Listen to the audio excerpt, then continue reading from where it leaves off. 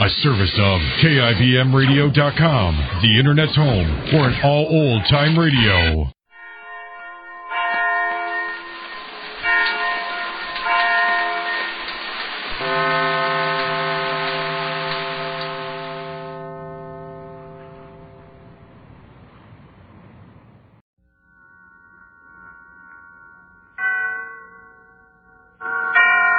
And now, tonight's presentation of radio's outstanding theater of thrills, Suspense.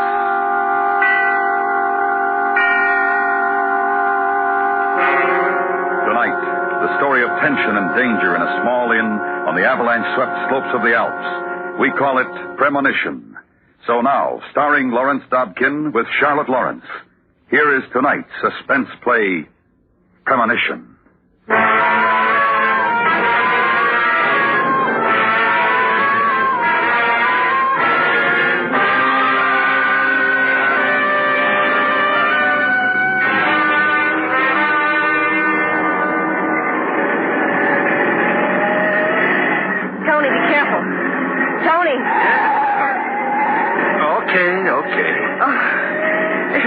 I can't even see the road. We shouldn't have tried it. We should have gone the other way. No, that's 200 miles farther. You were the one in a hurry. You wanted Christmas in Paris, remember? Well, one day more wouldn't have mattered. We didn't have to be pioneers and cross the Alps in a blizzard. Okay. I'm sorry. It's all my fault. Oh, I'm frozen. Didn't you say there was supposed to be an inn along here somewhere? Yeah, about halfway up the pass. We should reach it soon. Oh, let's stop there. This is awful. Well, we're doing all right. Another 2 hours, we're going to be over the pass. Oh, great.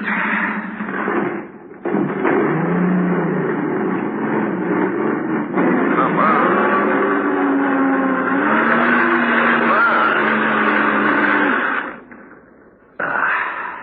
Are we stuck? Couldn't be more. What are we going to do? Well, if it weren't snowing, we could admire the view. People come from all over the world to see the Alps. Well, there they are, right outside the windows. Front, back, on both sides, and straight up. Oh, Tony, we can't just sit here and freeze to death. Any suggestions? Darling, I'm scared. Oh, I'm sorry. We'll be all right. We'll get out of it. If only we could get to that inn. Can you see it? No, can't see anything. Snow's like a curtain. Oh, wait a minute. Well? No. But it shouldn't be too far up the road.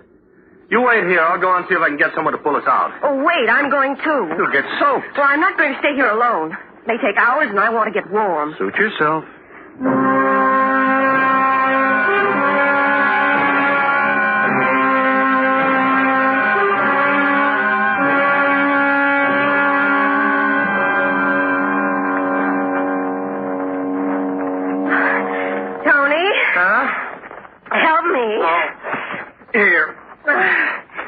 Well, step in my tracks. Oh, it's so deep. Told you you'd get soaked. Now pick up your feet. Oh, don't take such big steps. Oh. Take it easy. It's just a few more steps now. Now, up.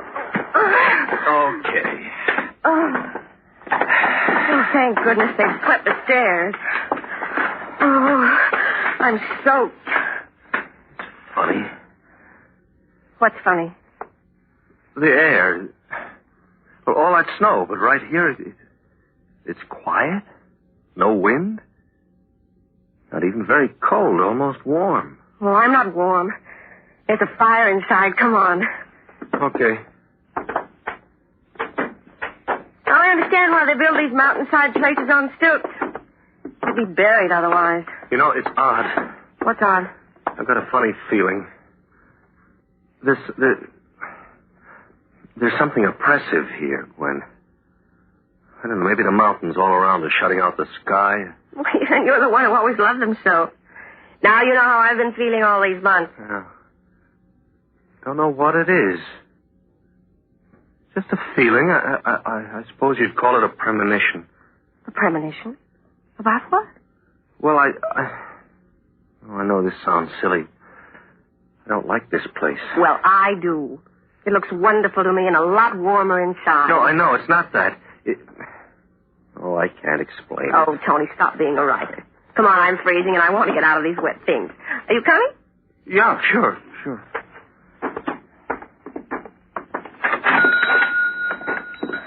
Oh, that fire looks wonderful. Willkommen Sie herein. Guten Tag, mein Herr. Guten Tag, gnädige Frau. Willkommen. Ja, guten Tag. Mein Wagen ist kaputt. Ich brauche Hilfe. Aber jawohl. Verzeihen Sie, Sie sind Amerikaner, nicht wahr? My accent still doesn't fool anyone, I guess. Oh, nein, you speak well, mein Herr. It is more the close that speaks of the wealthy Amerikaner. I'm Herr Landig, and I'm most happy to serve you. Well, you don't know how happy we are to get here. Look, Herr Landig, we're stalled in the snow right down the road now. Is there anyone here who can help pull us out? Ich weiß nicht, there is a Swiss gentleman with an auto who has only just arrived also, and a French family. Uh-huh. It could be arranged, vielleicht, but... Well, but what? Oh, I'll pay, of course. Oh, nein, auf keinen Fall. You mean you don't think we should try to go on? No, I would not advise it.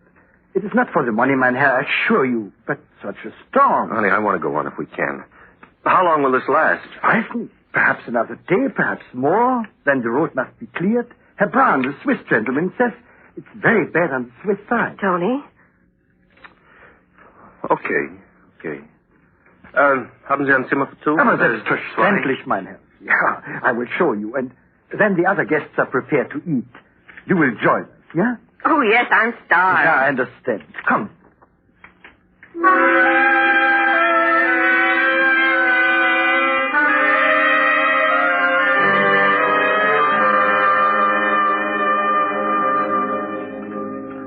Du veux, Madame Rouge? No, merci. Well, Herr Christopher, one does not expect to meet Americans in such a place at such a time. You know, it is not the season for tourists, n'est-ce pas? Well, we're not exactly tourists, Monsieur Rouge.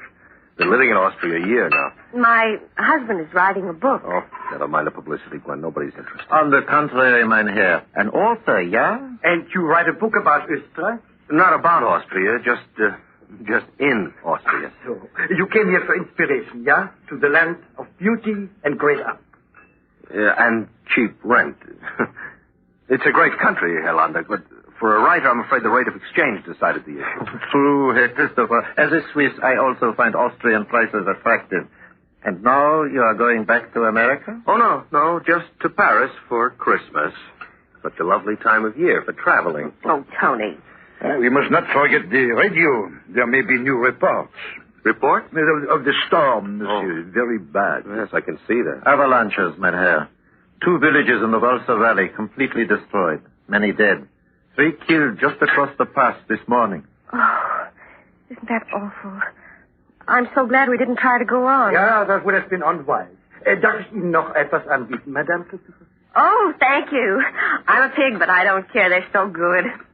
Herr Christopher, what do you think of the Russian intentions in Austria? Herr Christopher. Yes? Oh, I'm sorry, what? Darling, What? why so preoccupied? You haven't touched your lunch. Oh, sorry. I guess I'm just not hungry. Oh. I'm afraid my husband is in a mood. It's really quite amusing. You see, he has some sort of a premonition. A premonition? Yes, you know. A funny feeling that something terrible is going to happen. Oh, Gwen. A foreboding, nicht wahr? Yes. He got it the minute he saw this place. Didn't even want to come in here. Isn't that silly? Oh, mon Dieu, Maurice. Floriane, calme-toi. Je ne sais pas ce qu'il dit. Mais moi, je le sens. Je Alors, t'assure qu'il y a du danger. Il faut partir immédiatement. Et toi, Floriane, ne sois pas en danger? Ne le crois pas, non. Oh, Madame Rouge, I assure you, there's no danger. This place is absolutely safe. You need not be concerned. Oh, but I'm terribly sorry. I had no idea. I didn't mean to upset anyone. My wife is easily frightened, madame. Perhaps you will excuse us. Oh, please, I'm so sorry. I didn't mean it. It was really a joke. Oh, I thought... darling, never mind. May I assist you, Monsieur Rouge? No. We go to our room. It will pass. Viens, Floriane. Mon Dieu, il faut partir. Je sens, il y a du danger, Maurice. Oh, Tony, I'm so ashamed. I didn't think... Well, take it easy, honey. Oh, don't be upset, madame. That one isn't hysteric. But I meant it as a joke. Oh, it's not a joke, Gwen. 3 people killed this morning, 2 villages nearby wiped out. Why, I just didn't suppose there was any danger here. And there probably is not, gnädige Frau, unless your husband's premonition is correct. Oh, but that's such a crazy idea. He doesn't really believe in such things. Don't you, Herr Christopher? I don't know. Oh, Tony. After all, Frau Christopher, there is nothing so strange about your husband's premonition, nothing occult or supernatural. It can be explained quite realistically. How? You are a writer, trained to a special sensitivity. You sense the danger, though you cannot read the signs. What signs, for instance? It has been snowing for days. An unusual mass lies on every slope. And it has been, and still is, unseasonably warm. That means the snow is extra heavy, extra wet. There may even be subsurface melting. Such unstable conditions are explosive. Danger hangs on every mountain, all through the Alps. Even here? No, not here. Assure you, Herr Christopher and Herr Brown. This inn is safe. We have never had an avalanche here. You see, Tony? Never yet. Eh, Herr Lande?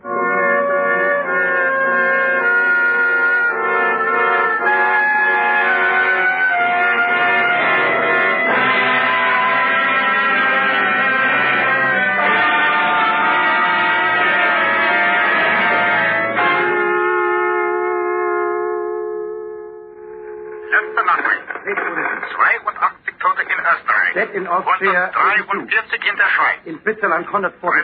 Versuche werden weiter ausgeübt und Schweizer und amerikanische Helikopter American and der Swiss Armee helicopters bringen medizinische Hilfe. bring medical relief. Das Schneesturzinstitut von Davos warnt, dass die Gefahr noch nicht vorbei ist. Danger is not ended. Schnee fällt in vielen Teilen der Alpen und Temperaturen bleiben Snow hoch. falls in many parts of the Alle Alps. Einwohner unter steilem Abhang werden evakuiert. All people on the steep Weitere lakes Nachricht evacuated. um 2 Uhr. More at 2 o'clock.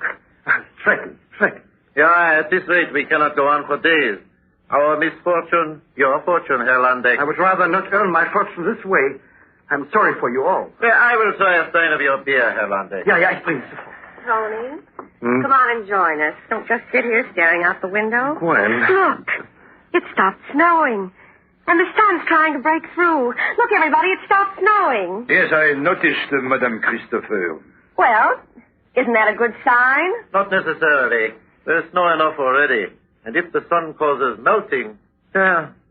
Oh, I see. I don't like it. Oppressive. Too quiet. The light. The whole thing. Well, would anybody care for a game of cards? Anything to pass the time. Look, Gwen, let's go, huh? They'll help us get the car out. But, Tony, it would be more dangerous out there. Well, it's here that worries me. I know, but it's... All right, skip it. Tony, please, I only want to do... Wait a minute, listen. What is it? Look, out the window. Tony!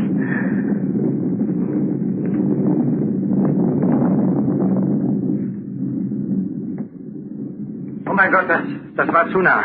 Yeah. I have never seen one like that. Whole slope across the valley came down. Look, it's almost filled that canyon. Anything had been in front of it. I tell you, over there. Yeah, there have been avalanches before, but not here. Not on this side. It is because up there's, how you say, eine Schale. Yeah, a bowl or basin. Yeah, and this catches all of the snow from above. You can see it. And behind the inn you will see trees, tall trees, which have been growing there for 50 years. They have never been touched. Go. Go and see for yourself, Christopher. Satisfy yourself.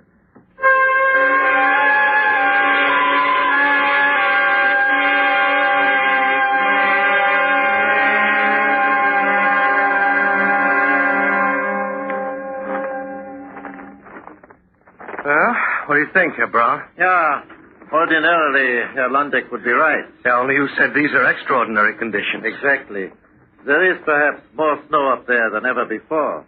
If that mass should start to slide, it would go faster and farther than ever before. If it should fill up and overflow that basin... Well, what about the trees? Wouldn't they stop it? Mein Herr, they would be as matchsticks. and this building the matchbox. Well, why do we stay here? Because there is no more danger here than anywhere else. And perhaps there is less. Yes, of course. Well, we may as well get back. Yeah. Hey, look. That's an American Army Jeep. Oh, if we have to die, it seems fate brings us another victim. Hey, hello.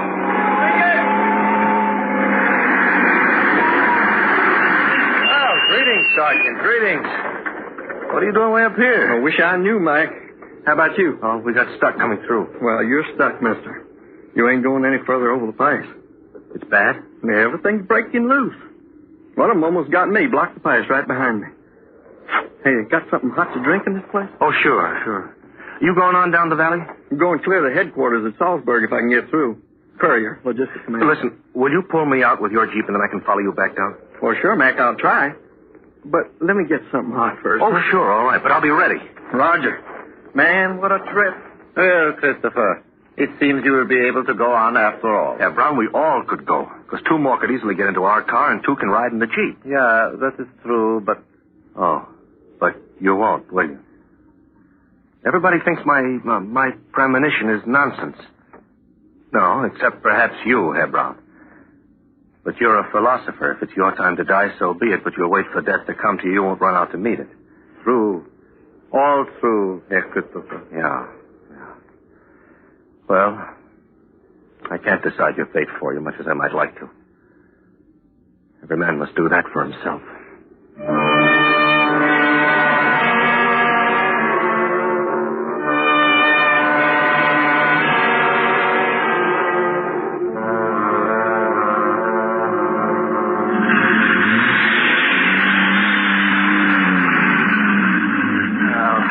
One more good pull should do it, Sergeant. But take it easy and watch that bank. Give it a little more left wheel, right? Yeah. Okay, go ahead. Careful! Hey, look out! Oh. Sergeant, you all right? Yeah, I'm okay. Just give me a hand. Let me help sure. also, Sergeant. Okay, ready? Now, Thanks. Are you hurt, Sergeant? No, ma'am, I'm okay.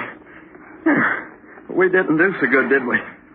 Instead of getting you out, I got myself in. It was most fortunate you did not go altogether over the What do you side. think? Can we get that Jeep out? Well, not without a 10-ton rig. She's stuck down there, but good. Yes, you're right. I'm sorry, Mac. Personally, I don't give a stink.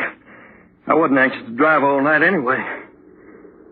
Well, might as well get back to the fire. Nothing we can do here. It seems your fate is working against you, Mynheer. And perhaps for the best, Christopher. I suppose there's nothing to do now. You have skis that we could borrow or buy, haven't you, Herr Lundick? Oh, nein, Christopher. I have skis, yeah, but you cannot think to do such a thing. It's too dangerous, even for expert skiers. He's right, Mac. I wouldn't try. No, we could go slow and follow the road. You are that sure of your feeling, Herr Christopher? Yes. And you, Frau Christopher? Tony, darling, I'm trying to be sensible. I was ready to go in the car, but... Gwen. But this... Well, surely we'd be safer here. Yeah, absolutely, mein Herr. Don't be a fool, Mac. Tony, please. Gwen. If there were any real reason... Oh, all right. All right, let's go back to the inn.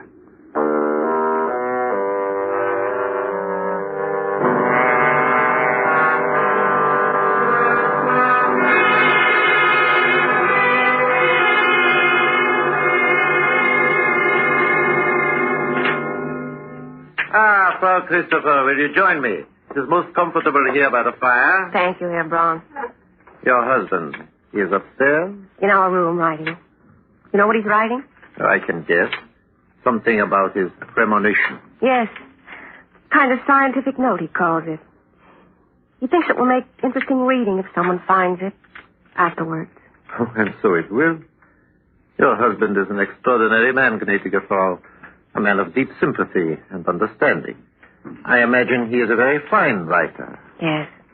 Yes, I think he is. That is a rare and wonderful thing. I shall be most interested to read his book. It is finished? Not quite. He wanted to stay and finish, but... Oh, it's my fault we're going to Paris. My fault we're here. And that troubles you? Yes. Supposing he's right. His premonition.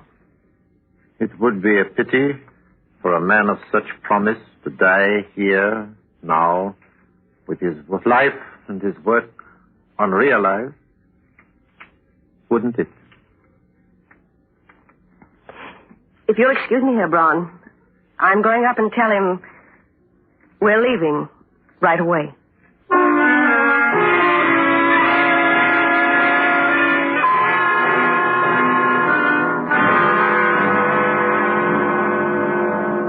Auf Wiedersehen, gnädige Frau. Auf Wiedersehen, Herr Christopher. Wiedersehen. Mit Gott. I think you're nuts to try it on skis. But good luck. I hope you make it. Thank you. Good luck to both of you. But send me a copy of the book when it is finished, yeah? You bet. Good luck to all of you.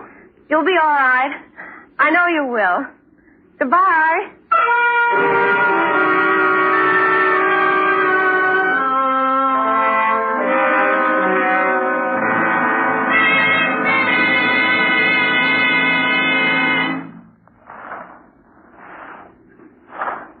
Tony. Tony, can we stop a minute now? Sure. You all right? Oh, fine. Tony, can you see them still? No, just the building. They've all gone back inside anyway. Oh, it looks so quiet. So peaceful. I can't believe No, it. don't even think about it. They'll be all right. All right. Let's go on. Stay in my tracks. It'll be easier. All right. And don't worry, darling. Everything's going to be all right now. Ready? Yes, I... Okay. Tony. Huh? Tony! Tony!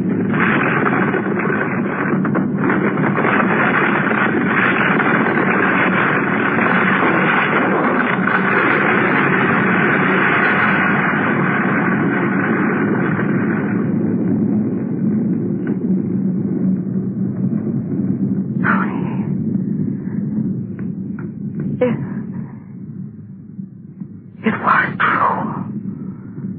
I guess so. There's nothing we can do.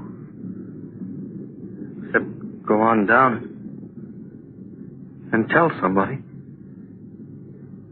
Tell them what's happened.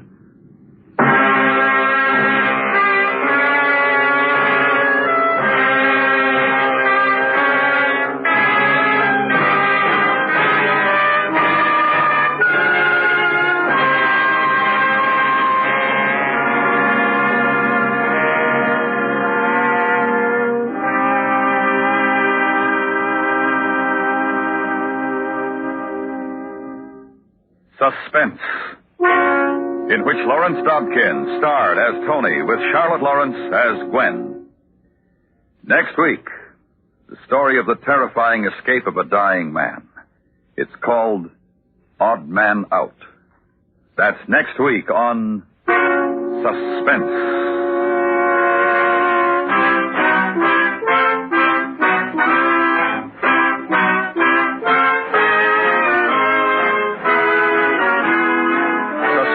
Produced and directed by Anthony Ellis, with music composed by Lucien Morawick and conducted by Bernard Herrmann. Premonition was specially written for Suspense by John Dunkel. Featured in the cast were Edgar Barrier, John Daner, Fritz Feld, Joe Cranston, Nan Boardman, and Ben Wright. You hear America's favorite shows on the CBS Radio Network.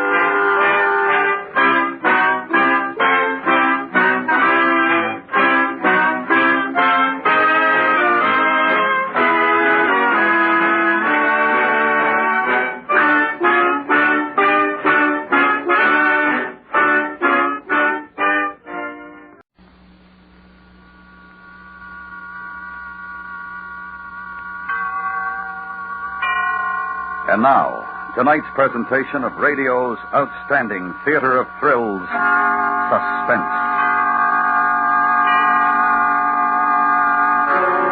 Tonight, the story of the terrifying escape of a dying man. It's called Odd Man Out. So now, starring Ben Wright as Johnny, here is tonight's suspense play, Odd Man Out.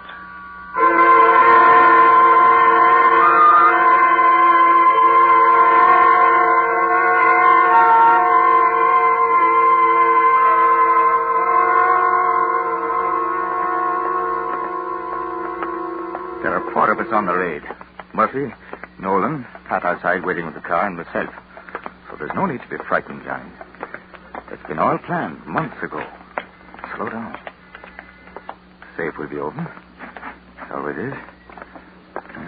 3:30. Wait, is Clark. They'll be picking up the money. At the office at the end of the hall. Slow down. Murphy looks frightened. I don't like the smell of this place. Here we go, boys. This is the one. This is the office. Take out the gun. You two over there. Get to the wall and turn your face to it. Get up and use your torch. The safe, Nolan. It's open, it is. What did you expect?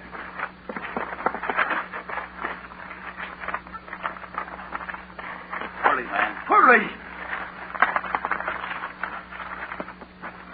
It's all in. Come on, then.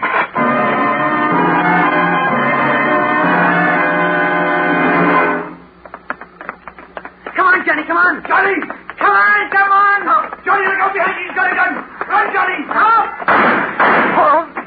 I'm hurt. Johnny, Polly, get to the car. Hurry!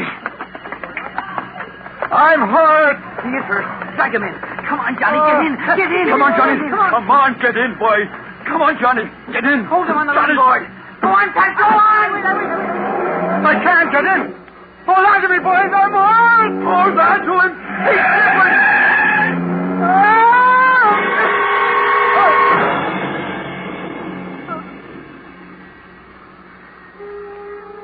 Oh, this is a hard bed. And I'm waking from a dream I've had. No. Something has happened to me. There was the car, and Pat, and Murphy, and Nolan, and Ellen. I've got to get away. I've got to catch up with them. Wait for me, boys! Wait! And it hurts. Oh, it hurts. Johnny, you all right? He's dead. No, he's not. We'll have to carry him. Well, listen to that, man. There's no time. We can't leave him. Johnny. Oh, Lord, his poor arm. Oh. We'll never make it. Pat! Back it up, Pat! Bring the car! Go on, would you leave me be? Go on. No, Johnny. There's no time. They'll all be out looking for us. We can't get away. You leave me, would you put me down? Run, Nolan. Go back to headquarters with Pat. No, it's at the end of you. We'll get through somehow. No. Why doesn't Pat back up? You do as I say, I'm done for. Will you get out of it? Oh, Johnny, no. I'm a cheat. That's an order now. All right. Hold on to me, Johnny. There's a shelter across the road. You heard what I said, Murphy. And the devil with you. I'm staying.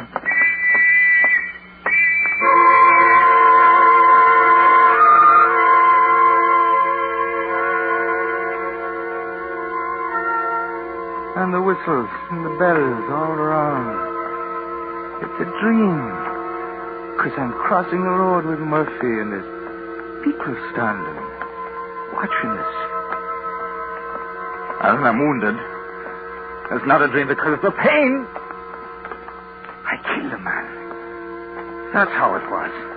And he wounded me. Oh, it's all up with me now. The police are coming. And it's all up with me. And Murphy.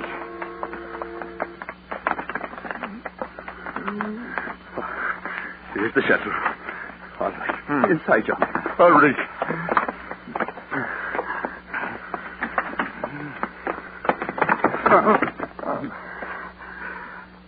It's dark in here. I'm hurt. Yes, it's dark. All right. Rest for a bit now. Rest. We got the money, didn't we? Aye, we got it. Nolan and Pat'll have it safe. Now, have a look at that arm. I can't feel it, but it hurts. I know. It'll be all right. We'll have it all right. I'm finished. That's all up with me. Dennis will be next in command. You hear me? Dennis? And then you?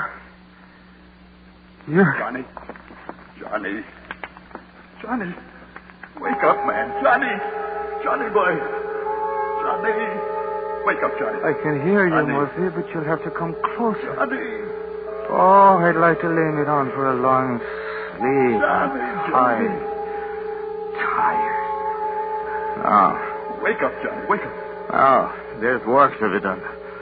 Work for Ireland. Fight. Johnny. Johnny, can you hear me? Oh, Johnny. I was so worried, so I was. You'll have to go without me. You know I won't. The pain is killing me, Murphy. I couldn't make it now. You'll have the whole police out. There was killing. It's me or the organization. We'll need help, maybe, but we'll get you out. It'll be a waste. We haven't enough men. We haven't enough guns. Can you hold on, Johnny? Can you hold on if I go to Dennis and get some of the boys? Don't do it! I'll find a doctor, Johnny. I'll bring him here. No.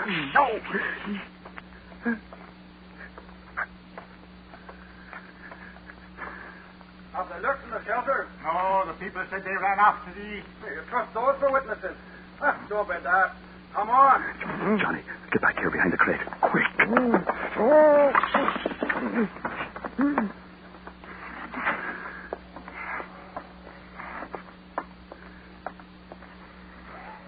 Watch on the torch. Right. Now, over there. They wouldn't have come in here. It's the curtain will be pointed and when it starts to close in. Johnny Murtagh's the one with wounded. He's the one we want. Keep your eyes peeled, man. It'll mean a promotion this night if we get him.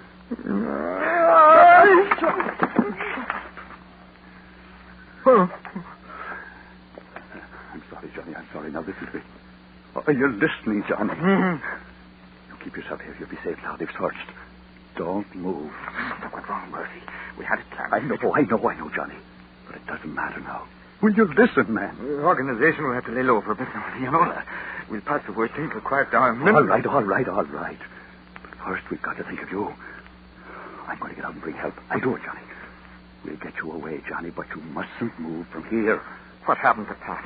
No, I'll be away. But I told you, Johnny. I told you they're all right.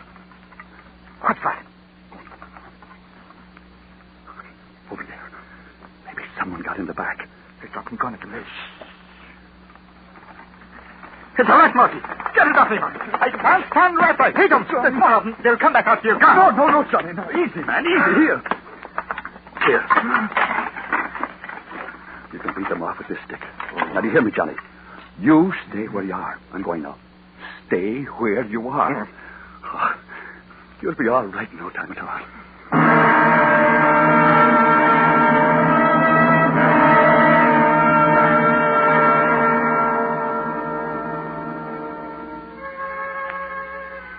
What am I doing here in this place?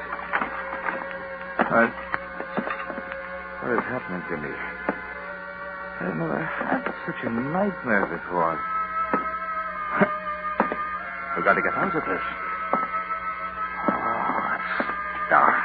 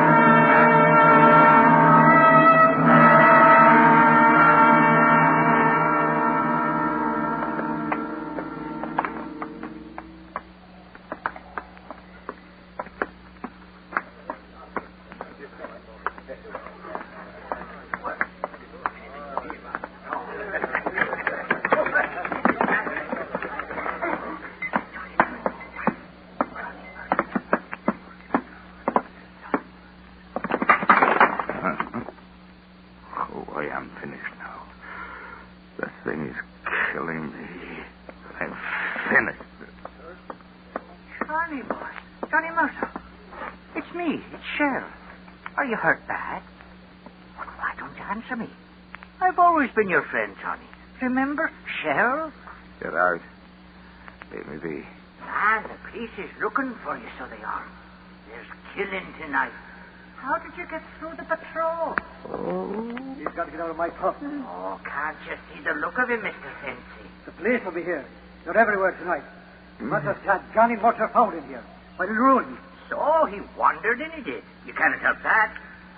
Think of it, Mr. Fancy. He's a prized creature. Worth thousands.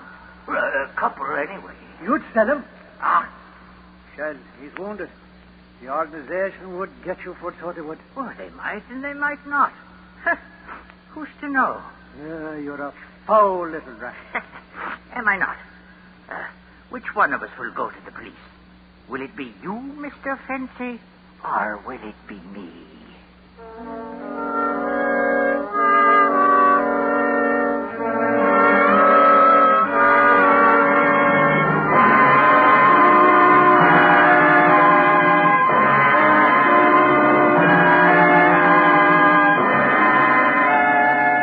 You are listening to Odd Man Out, tonight's presentation in radio's outstanding theater of thrills, Suspense.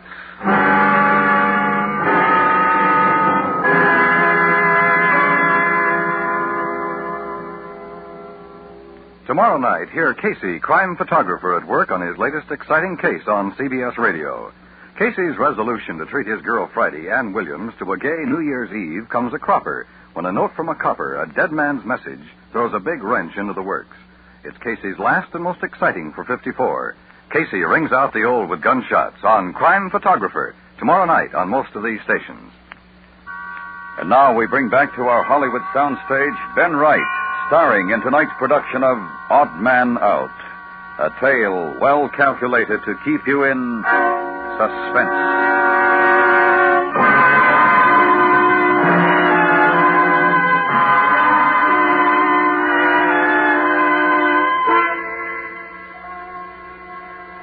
There is noise, and there is voices. The pain hurts my eyes and my body. I heard some talk. It was talk of police. And I heard them that close to me, or they might have been in the same room. But I couldn't see for the pain. It won't be me who'll see the place lifting tonight. Oh, then, Mr. Fancy. Nor you. I want no trouble, but I'll not turn them in. The place is out with Tommy guns and all. It's a big sweep. Sooner or later, they'll get him. But I won't do it. Nor you. Now, you stay with them and I'll get whiskey. Oh, for goodness sake. What's to become of you, Johnny boy? You're not long for the joys of life, I'm thinking. And alive, you're worth me fortune. Sure. Hi, Johnny. Johnny, I'm your friend. It's your friend, Shell. Now, what can I do for you, poor man? I was supposed to stay where I was. They're coming back for me. Murphy's bringing. Dennis, Pat, Nolan, Seamus. I was to be where Murphy left me. Heaven preserve us, the whole organization. Altogether, it'd be worth it. Where, Johnny? Where were you to be? Where's the place, man? I got to get back. They'll be looking. They'll be trapped. Oh, dear help us. You're in a desperate state. You can't walk the streets. You can't. Listen to me, Johnny. Listen. I'll take you. You need someone. You couldn't move in the city alone. I'll take you. I'm telling you straight. Do you hear me, Johnny? Come on, Johnny. Let me help you. I got to get back. That's it. Rest on me, Johnny. We'll find him. Oh, Mr. Fancy. Careful, Johnny. We'll go the back way out. What do you want to Shell? Now, I Sure, I'm helping is all. He has to meet his friends to save him. We're going out the back. Put your head out, Mr. Fancy. See if the coast is clear. And get a pint. He'll need it.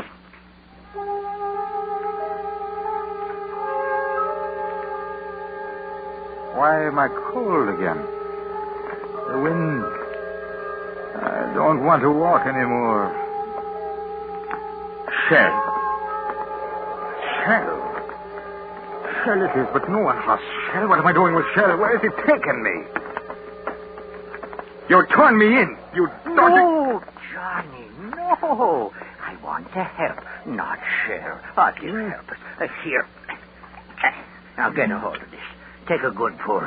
It'll give you strength. That's enough. I've had enough. Now, come on. Now, close to the walls, man. Keep out of the light. Where are we going? Sure, and you were going to tell me as soon as you could remember. Murphy's coming back. That's right. Dennis, Where will they be? The shelter.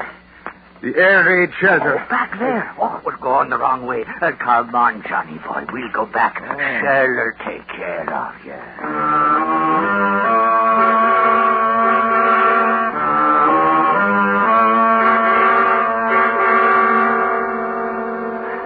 Johnny, come on. We can't rest here in the middle of the street. There's police all about. They'll see you sure, Johnny. I had a gun. What happened to my gun? Merciful, he's raving. Johnny, there's people coming now. We're done for. You hear me, Johnny? I didn't give you up. You hear me? I tried. It's him. There he is. Oh, Murphy, it's me, Sheriff. I was trying to save the poor man, taking him to the shelter. He'd wandered in his delirium. He had... Johnny, it's Agnes. Huh? You'll be all right now. Dennis is bringing the car round. You found him. Listen, they're all around. We haven't a chance. Agnes down the alley. Take him along. We'll hold them off. Yes. Put your arm over my shoulder, Johnny.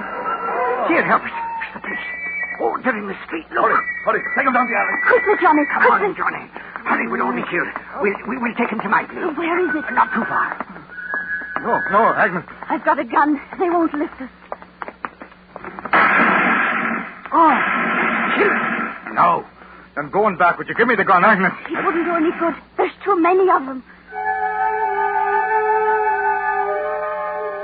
There's been killing. I killed a man. The man killed me. And I'm alone now. And it's a bitter wilderness. So why am I running? Oh, it's cold, sweetie. But why am I running? I will not run. I will not!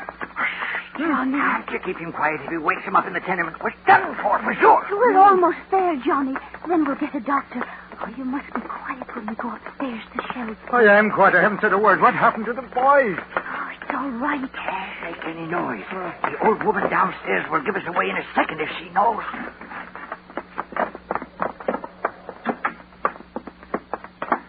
Where's Nolan, Murphy? Johnny, darling, no.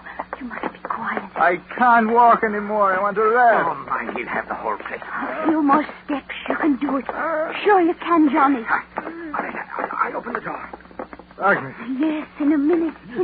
We pulled it off. We got away with it. I know. You're inside with him for this thing, quickly. There's a bed, Johnny. Now you can rest. His arm. Oh, his poor arm. It's the blood that's gone out of him. That's what it is. He shouldn't be alive. Maybe this will stop the blood. Johnny, turn over. Help me, Shell. There. Can you get a doctor, Shell? I don't know what I've done this night. I should have turned him in. I'd be rich. I'll probably lose my life. No. I'll see what I can do. But keep it quiet. Don't let him make a sound. Shouldn't be here. Fool, that's what I am. He's an informer. The organization will have to take care of him one of these days. The city's too dangerous. Agnes, we'll go to the country. And then when it's quiet, we'll start again. Oh, yes, Johnny, yes. But you mustn't try to talk now. You mustn't. Why did you come to look for me? You should have stayed at headquarters. Oh, I wanted to. We'll let you do it, Dennis. No, I would not. Oh, I had to. I feel better. Oh, good. Now lie quietly. Feel better. It's night, isn't it? Yes, we're safe here. Safe. Where is it? Shell's place. No, you must be mad. He'll inform. No, he's gone to find the doctor. You find the police? No, he helped me bring you here. Can't trust him. It's all right, it is. Lie back now. I'm sorry. Oh, shh. Don't talk. Oh, I'm sorry because I was afraid. You've been afraid tonight. No. Oh? I'm not now. You've never been afraid of anything. From the first day I saw you, even before that, when I heard about you, I knew you were not afraid. Will you give me a kiss?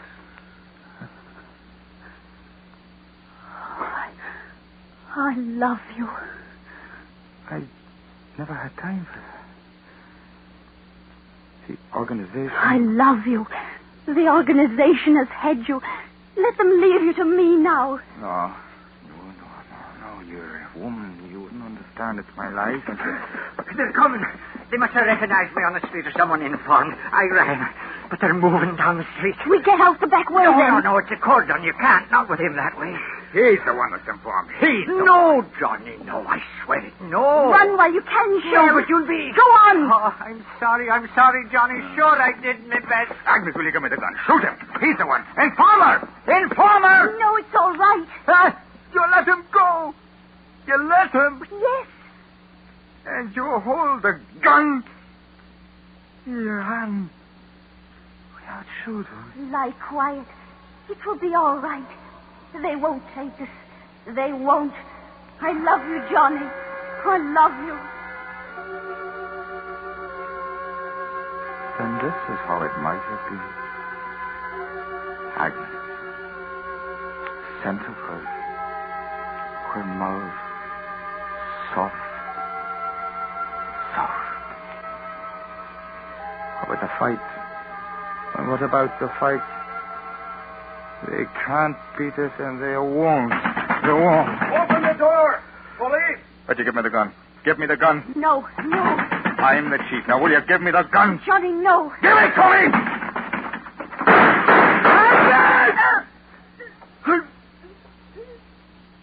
Agnes.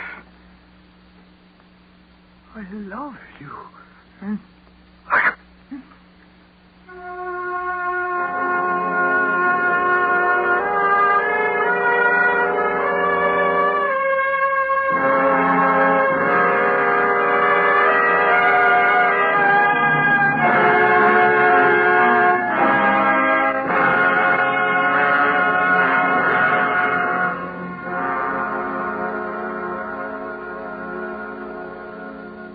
Suspense, in which Ben Wright starred as Johnny in F.L. Green's Odd Man Out.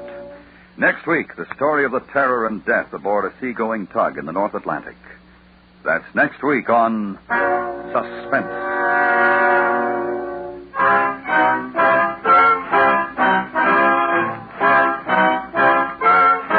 Suspense is produced and directed by Anthony Ellis, who wrote tonight's adaptation. The music was composed by Lucien Morawick and conducted by Wilbur Hatch. Featured in the cast were Betty Harford, Joseph Kearns, Charles Davis, Richard Peel, Dick Ryan, Tom McKee, and Ray Lawrence. America listens most to the CBS Radio Network.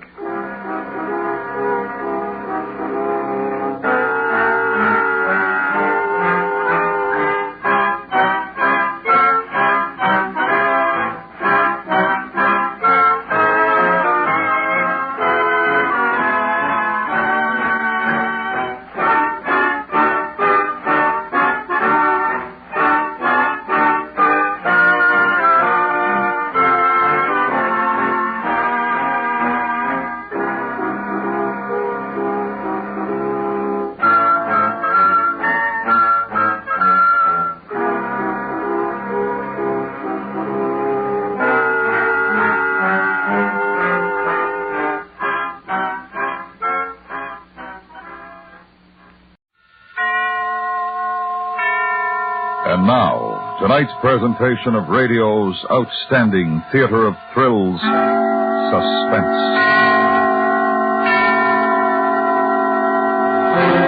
Tonight, the story of a perfect fraud that succeeded only too well. It's called Final Payment. So now, starring Harry Bartell with Peter Leeds, here is tonight's suspense play, Final Payment.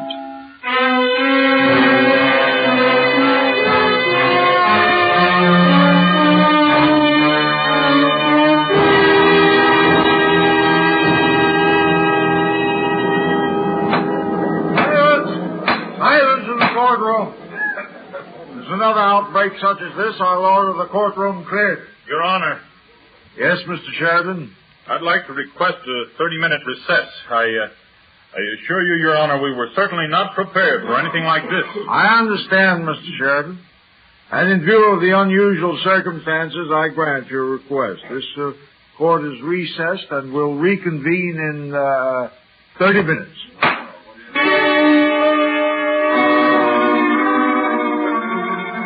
All right, what's everybody staring at me for?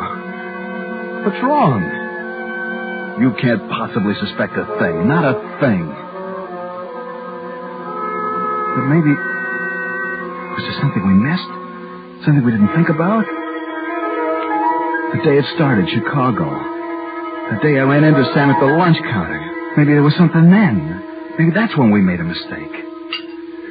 Gee, Joe, it sure has been a long time, hasn't it? 10 years. You know, it doesn't seem that long. Hey, what happened to you after the Italian campaign? One day you were there, the next day gone. Well, I was shipped back to the States and then out to the Philippines. You see any action? Oh, some. A little. You're not saying you haven't changed a bit. Put on a little weight, maybe. Haven't we all? And some gray hair. No, I'm a lot grayer than you. Well, maybe I haven't got as many worries as you have. I guess you live right. I guess I do. Oh, you married, Joe? Oh, yeah, I got a couple of kids. Oh, that's wonderful. I'm working with a construction gang right now. It isn't what I want, but it'll do. Well, temporarily, you mean? Yeah. Got to keep the family eating, huh? Sure do. Bet it gets rough sometimes. Yeah, sometimes. It takes a lot of sweat to keep a family these days. You got a family, Sam? Oh, no, but I know the problems. Hey, what are you doing in Chicago? You live here? No, just passing through. What kind of work you doing? Well, Joe, right now, let's just say I'm in between jobs. Actually, Joe, I'm looking for a partner. A partner? Mm-hmm. A partner to split a profit of $100,000 with me. 100? Say, Joe, I'll tell you what. I'm going to be in town for another couple of days. Look, here's the phone number of the hotel where I'm staying. You know, it never occurred to me, but you might be interested in hearing about this deal. Sam, I don't have an old spare tennis shoe. I couldn't invest in a business. Joe, I said I'm looking for a partner to split $100,000 with. I didn't say anything about investing money. If you're interested, give me a call, huh?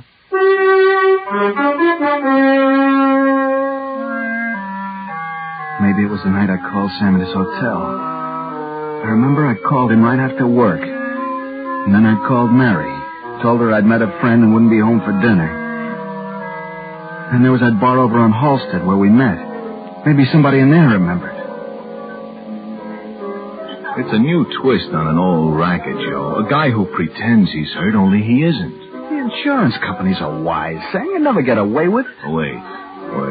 Now, first I gotta know if you're interested, Joe. First I gotta know that. Then I'll tell you the twist. Well?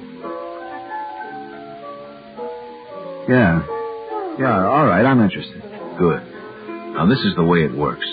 You and the family move to a small town. You buy yourself a moderately cheap car. Get a job. You live there a couple of months, and you call on the insurance agent of a big company. You take out a small policy. A couple of months later, you increase this policy to $100,000 liability. In the meantime, I arrive in the same town, take up residence. Now we both live there. Maybe on the opposite sides of the town. You still with me? Yeah, go ahead. Okay. Then one day, a year later, I step off the curb at a certain intersection. You're driving home from work. You hit me. Hit you? Yeah. I dodged a lot of tanks in Italy, but somehow I can't dodge the right fender of your car. I tell you to forget about it. You do. You don't even bother to tell the insurance company about it because I seem like such a nice guy. Only I'm not a nice guy because a couple of weeks later, I got you in court, and I'm suing you for a couple of $100,000. You know, Joe, I figure by the time we settle, it'll be an even $100,000. But when the insurance company It'll finds be too late. I don't get it, Sam. They'll fight it. Sure. They'll have some notice before, and they'll come to you and give you a big thing on how they're going to fight this case. That's what I mean. And you, Joe, you're going to cooperate with them 100%. But then... And now the twist.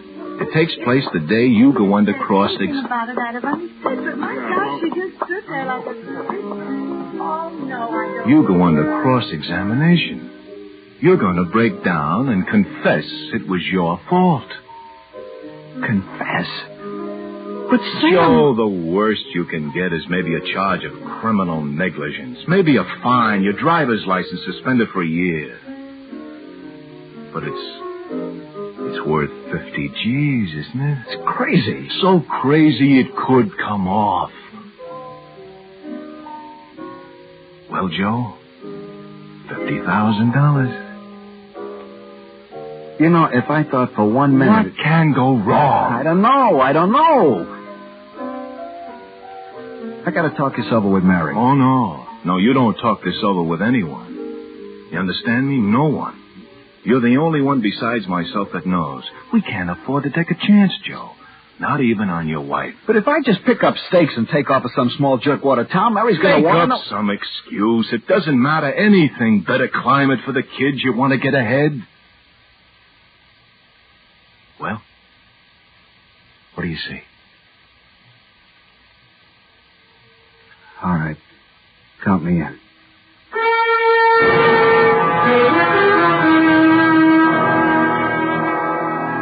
When I told Mary what I decided to do about the move and all, she raised some questions, but that was the end of it. I took the few dollars we had in the savings account and bought a cheap car. And a week later, we piled our belongings into it and headed for a small town in Indiana.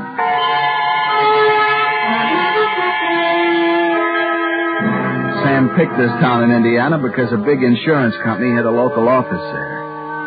I got a job with a machine shop. The pay wasn't high, but it kept us in food and clothes, and there was enough left over to make payments on the insurance policy I'd taken out. 3 months later, I called the insurance agent and told him I wanted to increase my liability policy to $100,000. Was it then? Was there some slip-up that night Mr. Hirsch came to the house? Did something happen then? Well, Mr. Thurston, I think we've got everything. All you do now is just sign right here. Yeah, Mr. Hirsch. Well, that does it, Joe. You're all set. Sure makes me feel a lot better. I'm sure it does. Well, I guess I'll be on my way. I want to thank you very much, Mr. Hirsch. Oh, my pleasure.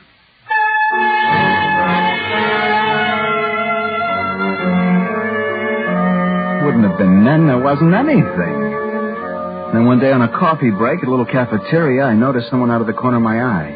He sat down on a stool next to me. Hi, kid. Sam.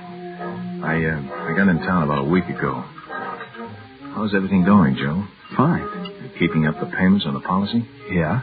Good. I'll contact you again right before we're ready to pull it off.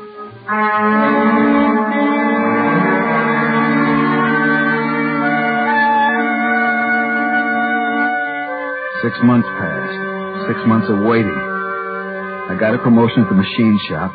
Mary seemed real happy. But every day I waited for some word from Sam. Maybe something had gone wrong. And then one night I went to a union meeting. I sat and listened to the guys discuss plans for the company's annual picnic, and we took 5 for a smoke.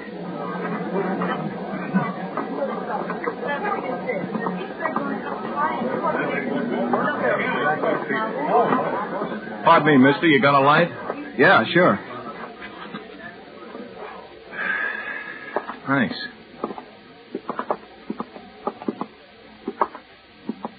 The time's ripe, Joe. You sure? I'm sure. Now listen carefully and get this in your head. Yeah, I'm listening. Day after tomorrow, 5:15 at the corner of 3rd Avenue and Wabash Boulevard. Yeah? I'll be on the southeast corner. I've clocked you the last week. You hit the corner at 5:15 exactly. Remember that? 5:15, corner of 3rd Avenue, Wabash Boulevard. You'll be on the southeast corner. I got it. Good. Now go on home, buddy. The next time I see you, we're going to have an accident. An accident worth $50,000.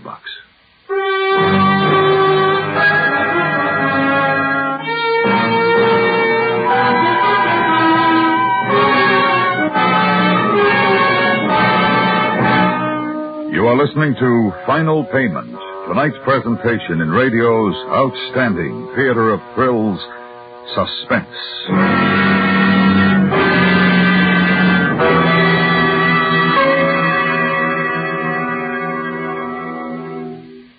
This Sunday night on CBS Radio, Cornell Wilde stars as Charlemagne in a Radio Hall of Fame dramatization spotlighting great moments in French history. Edward Arnold is your host as the Radio Hall of Fame brings to light stirring events of bygone days with pomp and splendor and high drama.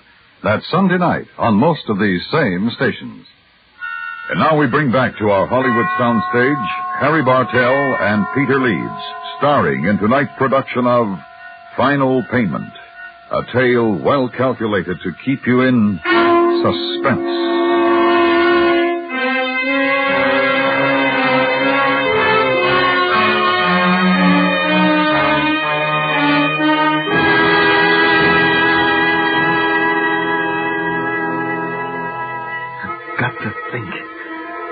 back over everything to remember if there was a slip. I gotta remember. The instructions. Sam gave me the instructions that night at the union meeting. I memorized them. I know I did.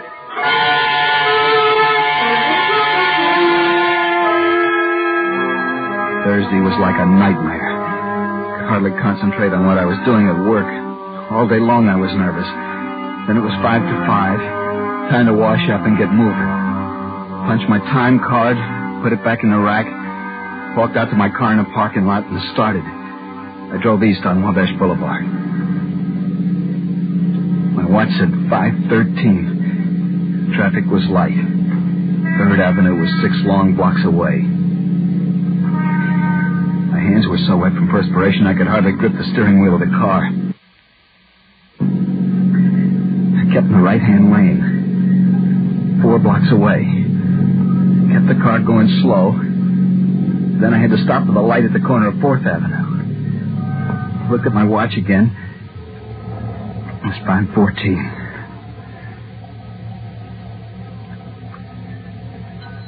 The light changed. I moved ahead.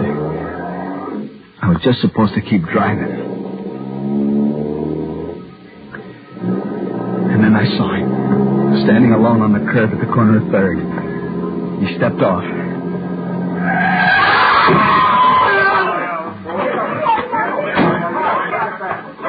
I didn't see him. Is he hurt bad? Is he going to be all right? No, somebody please call an ambulance, quick! Gee, mister, I'm sorry. I'm awful sorry. No. Oh, there. Hey, I can stand up. There's no broken bones. I guess I'm okay, fella. Just shook up a bit. Don't worry about it. Sure, but you ought to see it. Now, look, I'm okay. See?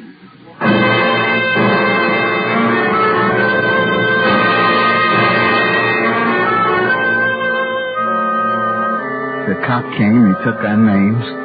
No one had actually seen the accident, so there were no witnesses. We both told the cop that we didn't know who was wrong. Then the ambulance arrived, and they took Sam down to the emergency hospital for a general checkup. He said he had a headache. He made it look good and sound good. My car hadn't even touched his head. When I got home, I told Mary about the accident. Accident? Where, Joe? Down the corner of 3rd Avenue, Wabash Boulevard. What happened? Some guy stepped off the curb and didn't bother to look where he was going. Stepped right in front of the car. Oh, Joe. Now, don't worry, honey. I guess I'm lucky. Guy wasn't even hurt. Shook up a bit, that's about all. But, Joe, you never can tell. Did you get his name and address? Look, honey. I said never mind about it. It's all taken care of. The police were there. There's nothing to worry about. But I do worry about it, Joe. Did you get in touch with the insurance company? Insurance company? What for? I didn't even scratch a paint on the car. Oh, that isn't what I meant. I mean about if he should suddenly find something wrong and then he'd sue you. Oh, don't be silly, honey. I told you he was a real nice guy. He told me to forget it. Well, you never can tell about these things. Now, what are you doing? I'm going to call the man from the insurance company. I said to forget it. You hear me? But, Joe, I don't understand. I'm sorry, honey. It's just... Look, the guy was a nice guy. He knows it was his fault. He's not going to cause me any trouble. Let's have dinner, huh? I'm hungry. All right, Joe. We'll forget it if you say so.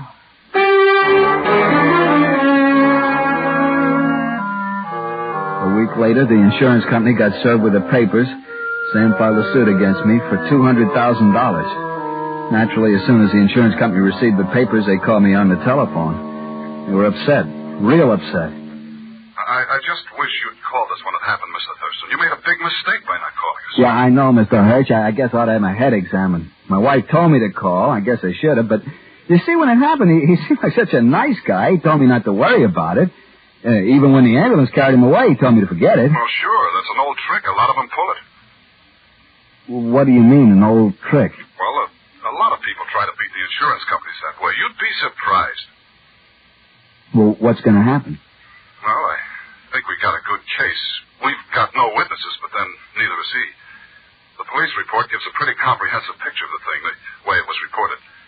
So, in the final analysis, it's your word against his. I see. Well, that's good, isn't it? Well, to me, means we've got at least a 50-50 chance, maybe better. You see, when they got him to the hospital, he put up a big fuss about being examined. Why? Unless he'd already figured cashing in on this thing. Things like that make me suspicious, Mr. Thurston. Very suspicious.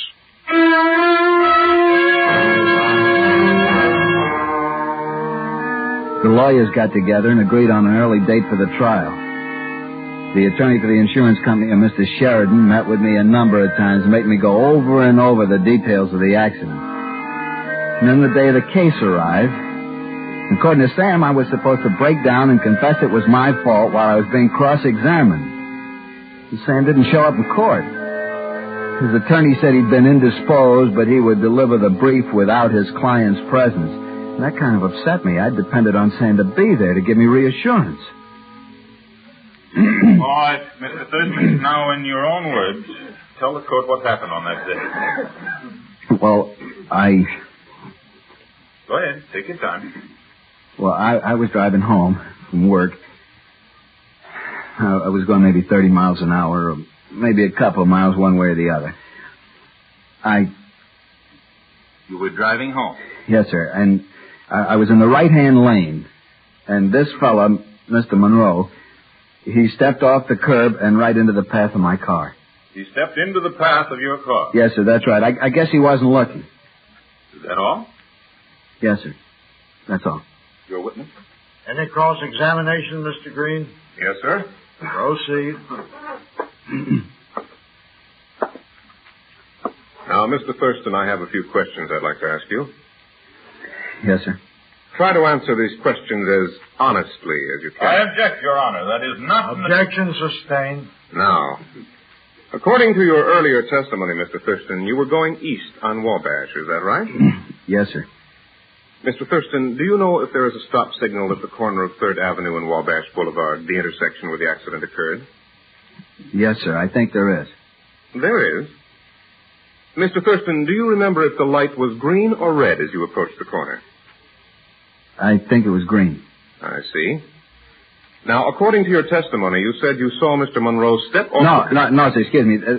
I didn't see him. I mean, I kind of saw him, and yet... Mr. Thurston, you either saw him or you didn't. Now, which is it? Or perhaps you can explain to the court how you can kind of see a person step off. Well, what I meant to say... Either you saw him or you didn't. Which is it, Mr. Thurston? Well, May I remind you that you are under solemn oath to tell the truth. Is it possible you didn't see him and the light had turned red, Mr. Thurston? Is that the way it was, yes or no? No, I didn't see him. What did you say, Mr. Thurston? I didn't see him. I said I didn't see him. Why didn't you see him, Mr. Thurston? Where were your eyes when they should have been watching the street in front of you while you were driving? Where were your eyes, Mr. Thurston? Well, I don't know. Yes, you do. You know very well where they were. Now tell us, on the light? On the traffic in front of you? They couldn't have been on the light. You told us yourself you didn't know whether the light was green or red. You said you didn't see the plaintiff. Well, then where were your eyes? Well, somewhere else, I guess. Where, Mr. Thurston? You tell us where. I buy a paper every night. It was on the seat next to me. Maybe for just a second I took my eyes off the road and looked down at the paper. You took your eyes off the road to look down at the newspaper on the seat beside you. And it was during that time that the light changed to red. The plaintiff stepped off the curb and you hit him. Am I right, Mr. Thurston? Isn't that the way it was? Yes, that's what happened. I didn't see him. I didn't mean it. I can't hear you, Mr. Thurston. Speak up. I didn't see him. I didn't mean it. That's what happened. It was my fault, but I couldn't help it. I swear I couldn't.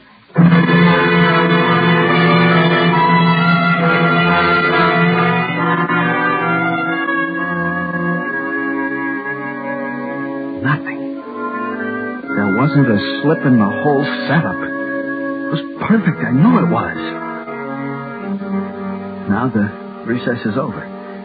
Everybody's against me. I can feel it. Even Mary. But she'll understand. I know she'll understand. Your Honor, I'm sure you realize that under the circumstances, what has just happened, the defense would like to request a stay on the verdict at this time. We would like to probe a little more thoroughly into what, to us, appears to be a definite reversal of opinion on the part of the defendant. Something... Your Honor, if I may interrupt. Mr. Green? Your Honor, his request may not be necessary in view of some news I've just received. Well, this is highly irregular. My client's absence in this courtroom has been most conspicuous. I can now tell you the reason. This morning, he was rushed to the Veterans Hospital. I've received some news from the hospital. He suffered a severe brain concussion when he fell. His head struck the pavement. Your Honor, my client died an hour ago. No. No, Sam didn't die. It's a trick. You're lying. He couldn't have died. I didn't hit him that hard. You're lying to try to trick me. Now, that isn't the way you had it planned. He wasn't hurt. He said he wasn't. This isn't the way it was going to be.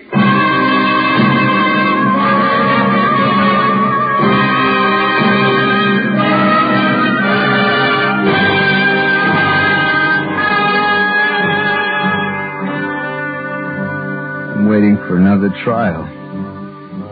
My trial. For manslaughter. I shouldn't be here. This isn't the way it was going to be.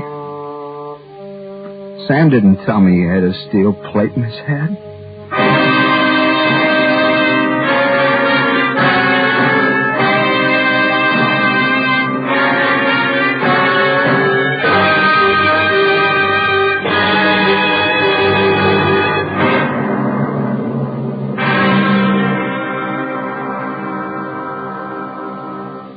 Suspense, in which Harry Bartell and Peter Leeds starred in Dick Petticini and Phil Cole's Final Payment. Next week, the story of a man who insisted upon finishing the murder he had never committed. We call it The Case History of a Murderer. That's next week on Suspense.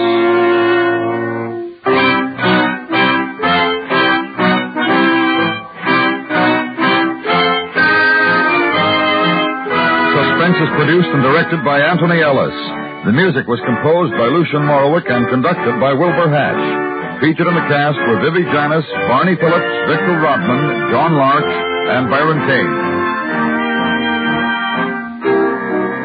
America listens most to the CBS Radio Network.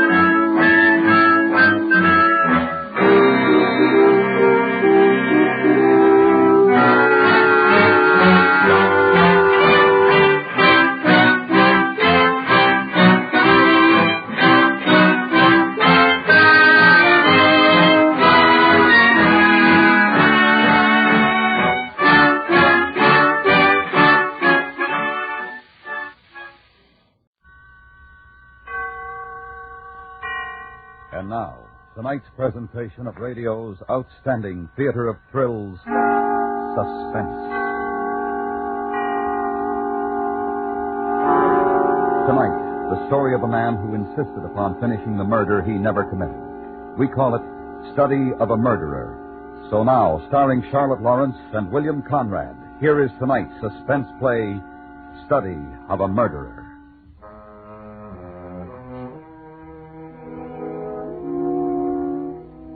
Funny to be married to a man for years.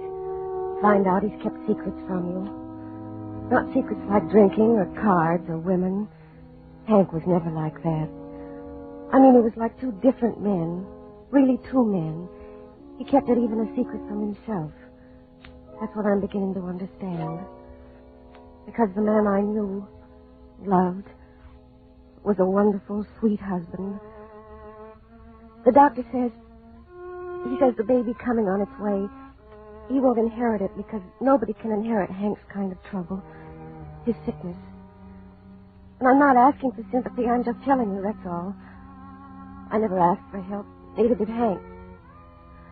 Oh, no, he did ask. In the only way he could. He tried to ask, to let me know.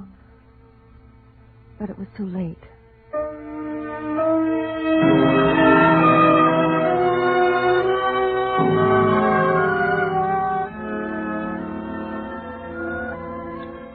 It was last spring. It was that day he came home so upset. Hank? That you? Hi, darling. Hi. Good day at work? Yeah, sure. Have something real good for dinner. What are the headlines? Now, what do you mean? I mean, what's the headline in the paper?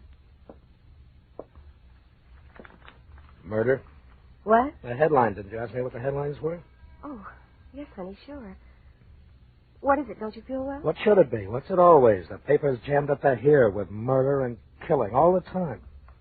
A man comes home from work and work's hard enough, but a man comes home and he sees pictures and columns on a mother and a baby. Killed down near the lake. A mother and a baby murdered. It's sickening.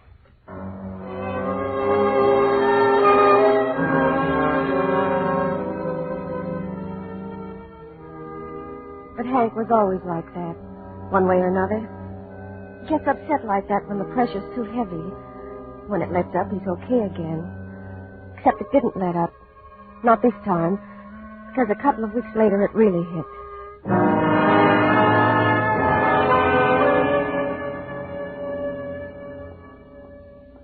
Well, it's my last paycheck. The boom dropped. Oh, no. Yeah, me and about 8 other guys. Oh, Hank, I'm sorry. You know, it makes a guy think he doesn't count for much. That's not true, darling. You begin to think on a job that maybe they can't get along without you, that you're pretty important, and the whole place would fold if you left. And then, poof, bye-bye, sonny boy. Maybe they had a good reason. Oh, yeah, sure. You say it, and they say it, and that's right, only something inside me says that it just got kicked, and I don't amount to much at all. Not much at all. Well, I'm plenty, see? I'm plenty. Yes, darling, I know you are. Yeah, but then I figure I'm kind of lucky, too. Kind of. We both are. Luckier than the poor guy whose wife got killed with a baby. Luckier than him. Hank, you can't go on getting upset by that. You can't. Not that one, another. There's been a second killing in Lincoln Park, just like the first one, and the papers are full of it. Wouldn't you like your dinner? Hank, will you please stop reading about those murders? Hank, you're not listening. What? Oh, sure I am. Why don't we go to the beach? Wouldn't it be swell? Or the amusement park. Remember last year we went? That was fun.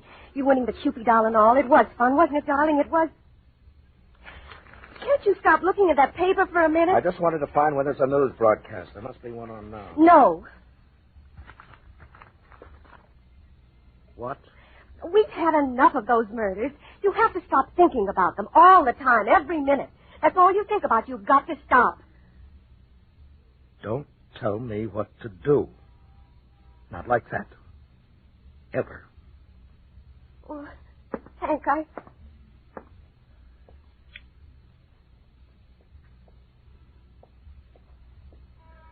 I'm sorry, darling. I said I'm sorry if I said... Martin, would you lay unpleasant? The chief of police says it's almost impossible to tell where the maniac will strike next. There have been a few clues to indicate the man was in the area of Lincoln Park.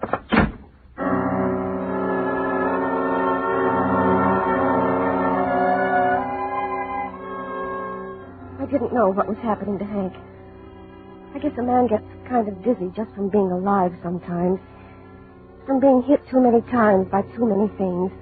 All kinds of things. Half of them I didn't understand and still don't all the way. But I should have understood. 3 months later, that summer night. 3 months later. Look at it. Look at all these papers. All the same story of everybody running around getting no place. Hank, must you bring all the papers home? Couldn't you read them at Walgreens? No. No, I couldn't. Bums read the papers for free, and I'm no bum. I got a wife, and I'm no bum. What are you accusing me of? That I'm not a good husband? No, Hank, no, but I'm not accusing you of anything. You mustn't think that. You act like I did something wrong. Not like I'm just out of work, but like I was almost a murderer.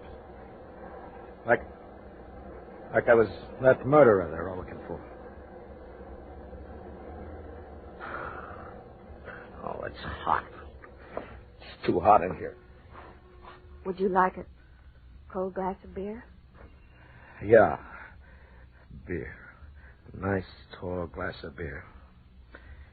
Only not here.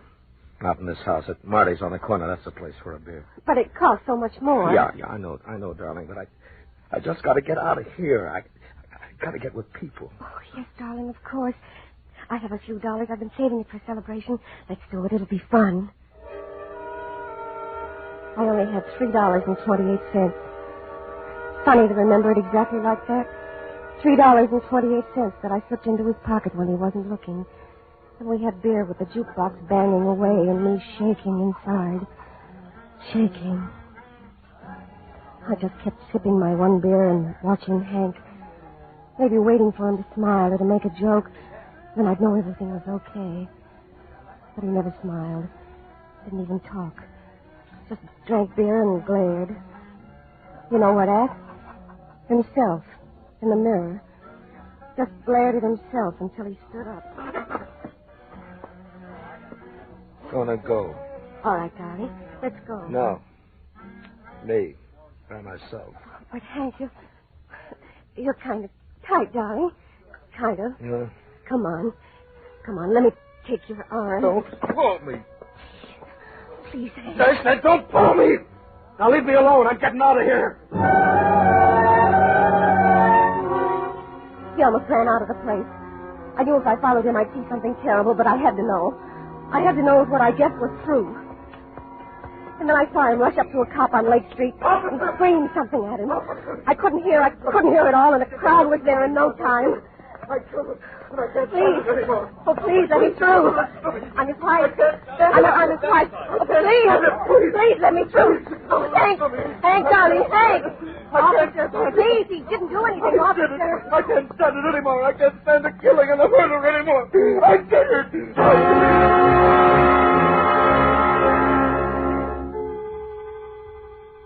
I waited in the police station for hours.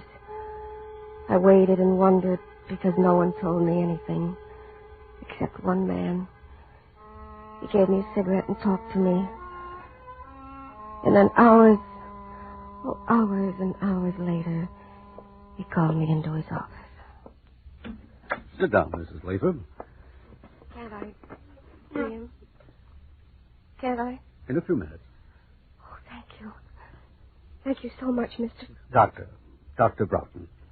I told you hours ago in the outside office. Did you hear me then? Oh, yes. Yes, I remember. And the rest of what I told you? Please let me see him. He didn't do any harm. He didn't kill anyone. He didn't kill anyone. We know he didn't, Mrs. Lathrop. What? You know? You're sure you know? Please listen to me. He didn't kill anybody. But he could. He might. How can you say that? Haven't I been through enough? Don't say that to me. He confessed to 2 murders he didn't commit. He admitted to 2 murders he had no part of. Then he didn't do wrong. Nothing wrong. Will you permit your husband to take treatment?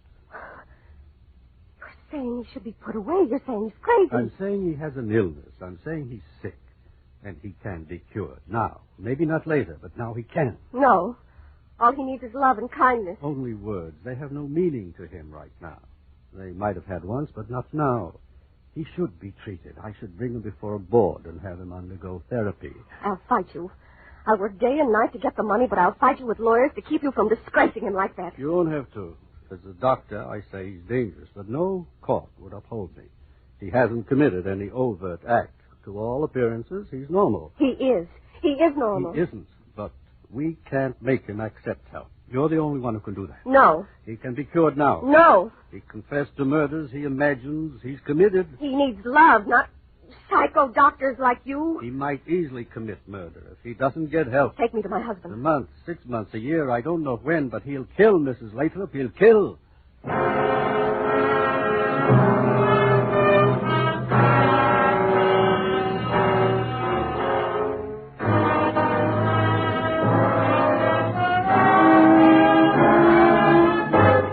You are listening to Study of a Murderer, tonight's presentation in radio's outstanding theater of thrills, Suspense.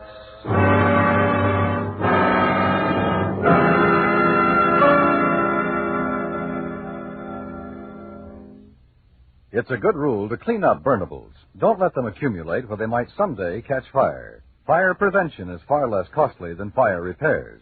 Don't let anything you don't need pile up around the house as a latent threat of fire. And now we bring back to our Hollywood soundstage Charlotte Lawrence and William Conrad, starring in tonight's production of study of a murderer. A tale well calculated to keep you in suspense.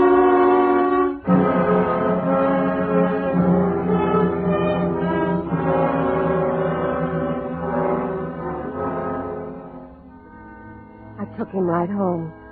Sleep. He needed sleep. More sleep than he could ever get.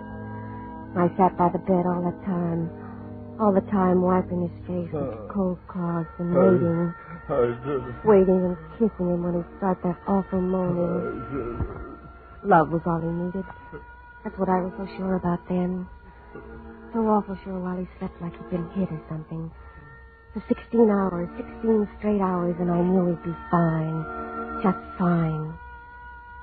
He couldn't kill. Not Hank.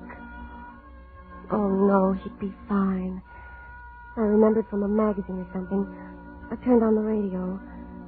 I remember that music helped people who were upset, kind of.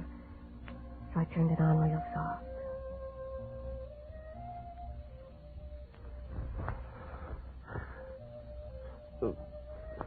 Beth? Yes, darling. What time is it? 8:30, Bob. I've been sleeping long? It's 8:30 in the night. Oh. Do you know why I did it? It's not important. No, but it is. No, darling. No, it isn't. It's past. Doesn't make any difference. Showing off. That's what it was. Showing them up. The cops, I mean. Whatever your reason was, it was yours. It's all right, honey. You don't believe me. You don't believe I did it to show them up. Whatever your reason. Well, it was. It was the only Lie reason. back, darling. Lie back and rest, Hank. A disgrace. It's a real disgrace. I'm nothing. I even, like a kid, I even feel like I could cry. Cry, darling. A man isn't weak if he cries. Just had too much happen to him. Like women have too much happen. Like anybody. Cry. You'll feel better, baby. You will.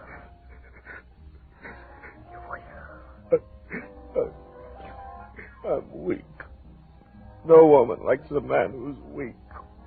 No woman likes a man who can't admit he's weak sometimes. But you never saw me cry.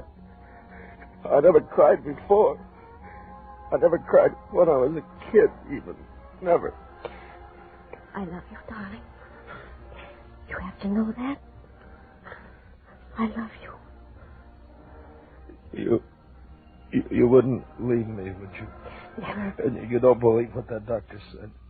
What doctor? The police, that doctor. What did he tell you? Nothing, but I got the idea. I smelled it. I figured out what he was driving at. Well, he didn't say much to me. Well, he's a liar. For publicity. All those guys are alike. Anything for publicity. Well, I can't blame him. I did it for publicity. Really, that's why I did. No, don't believe me. I don't know why I did it. I don't know why. Because you had too many bad things happen in a row. Because you had too much beer, too much hit you, too much all at once. I don't know why. I felt like somebody should be punished for all those terrible, terrible murders. Like somebody should. Somebody had to. Listen, we'll move from Chicago. Maybe change our name. But run away? Not run away. Leave. Put it all in backers. Run away like I did something wrong? I told you not run away. Don't twist what I'm saying. I only said that I should run away from here with you and let them push us away. Well, nobody pushes me around. No, Hank, I know that. Nobody does. And nobody leads me places like I was a kid. Wait, it was only a suggestion. Did that doctor tell you to say that to me? No, I told you. The doctor didn't tell me anything. You're lying. You're keeping things from me.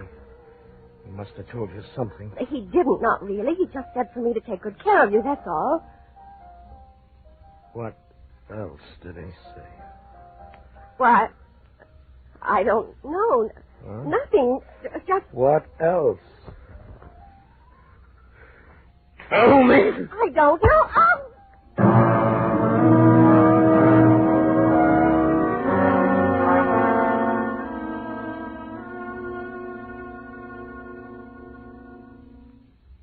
Do you want to turn them over to me, Mrs. Lathrop? No, not that. Well, then, why did you come to see me? For advice. You've done what you could. Why don't you make him submit to care, Mrs. Lathrop? There's still time. Only if he wants to. He'll never agree. Not now. Not by himself. He will. He has to. Logic doesn't reach him very well. This is something more than logic, more than doctors or anything else. He'll want to get cured when he knows he's going to be a father. Well, Doctor? Don't you figure it that way, too, Doctor? Don't tell him. Not tell him. Not tell him we're going to have a child, something we both wanted so much. It might have the wrong effect right now. Oh, no, it'll make him stronger, make him more sure of himself. It makes some men stronger. It can make others weaker, less sure, less certain. Is that all the advice you can give me? Not to tell him, not to tell my husband he's going to be a father? Tell me honestly, Mrs. Lathrop, do you feel he's getting better or worse? That's not fair. Will you talk to him about getting treatment? I'm not promising anything. Will you mention the baby? I said no promises. If he slaps you again, will you call me? Goodbye. It may be your life and his, and your child's, Mrs. Lathrop.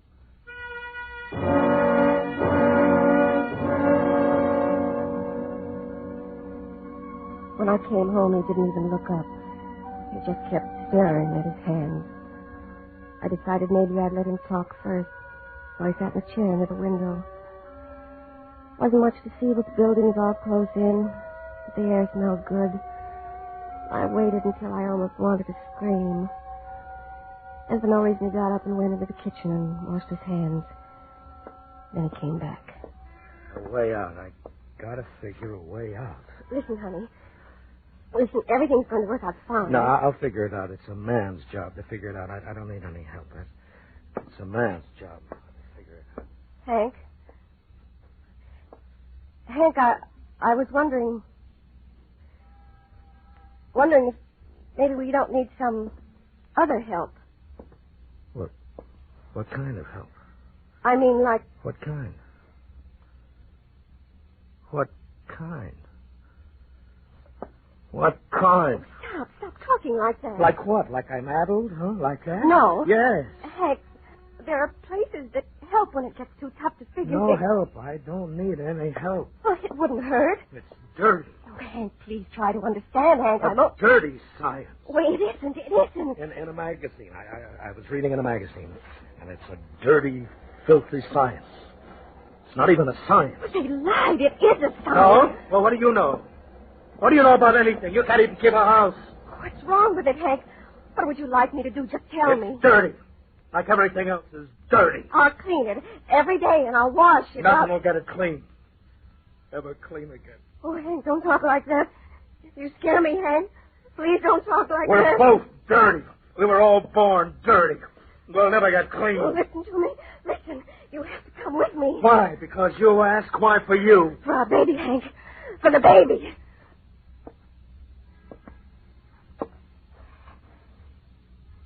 Baby?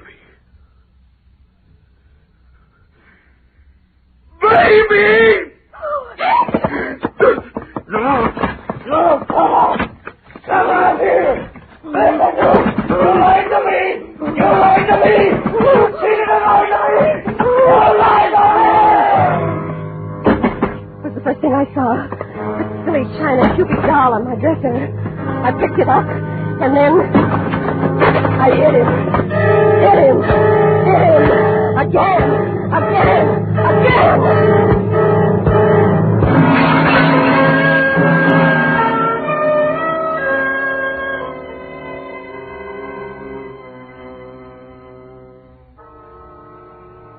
Maybe he'll get over it. Maybe his sickness hadn't gone on too long. Maybe 1,000 and million maybes, and ifs, and prayers. Dr. Broughton, he said it would be all right. He said the baby would be all right. It will be. It must be.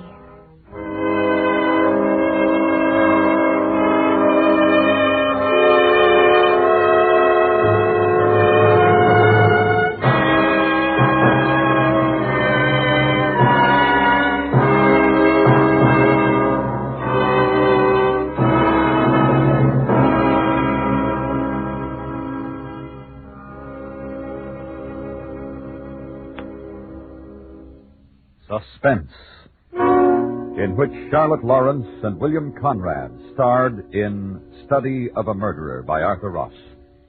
Next week, the story of fear in surgery. We call it The Operation. That's next week on Suspense.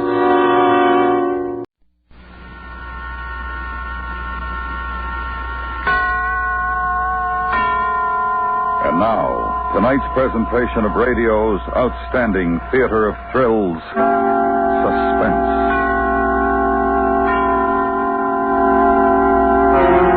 Tonight, the story of fear in surgery. We call it The Operation. So now, starring Mary Jane Croft with Hyaverback, here is tonight's suspense play, The Operation.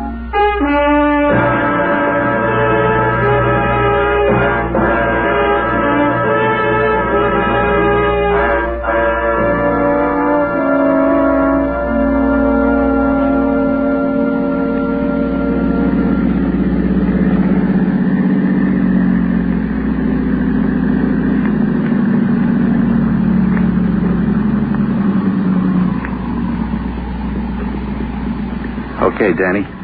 Back her into the driveway. Let's go on a little further. What for? It's too much of a run from the store. Who's gonna run? Come on, back her in.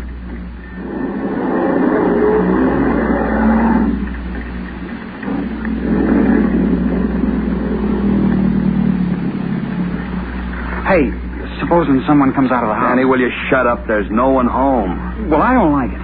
What's the matter with you? You gone yellow? No, but what's the sense Well, of... stop talking. Come on, let's get out of the car. Come on, move.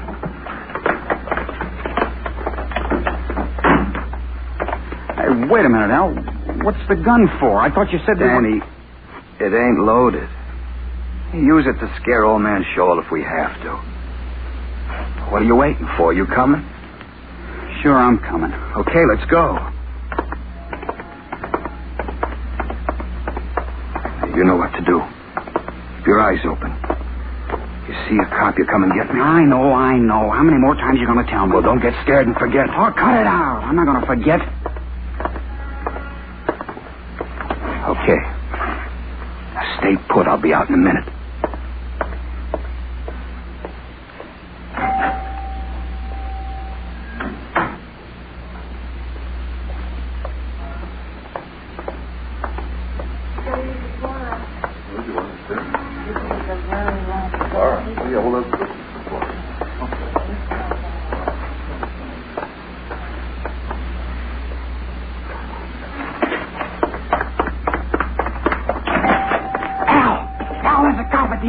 He's coming this way. Yeah. Where is it, Scholl? I'm asking for the last time. Where? You get nothing from me, mister, except maybe this. Come on, then. I'm it. Get your arms around me. I'm shot, Al. You'll be all right. Come on.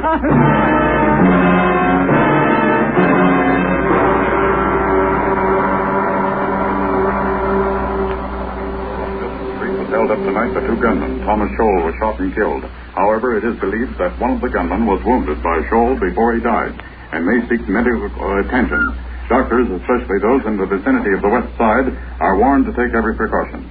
They are advised not to admit strangers to their offices. These men are armed and dangerous. Stay tuned to this station for further bulletins. We return you now to the Concerto Hour.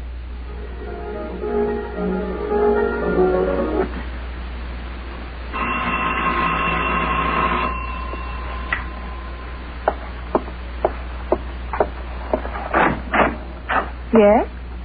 Can I see the doctor? No, he's out. His hours are from 5 to 7. Well, yes, lady, I know. I saw him this evening. Oh?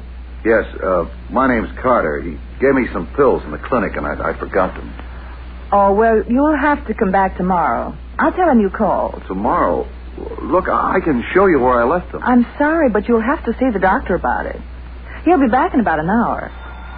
Oh, excuse me, the phone. There's a seat on the porch if you want to wait.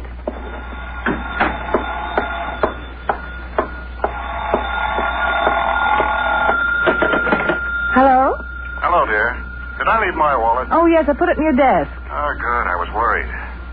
Everything all right? Mm-hmm. I heard the radio bulletin on the car. Oh, yes, I heard that, too.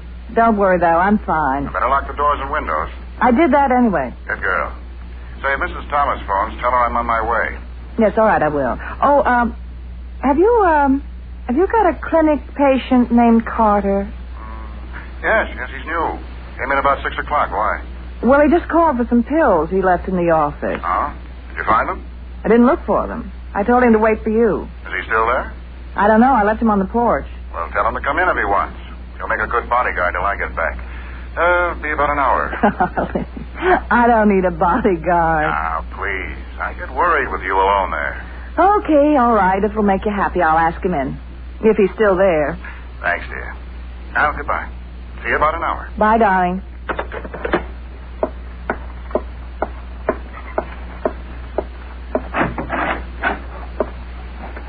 Mr. Carter? Mr. Carter? Oh. Will you come in, please?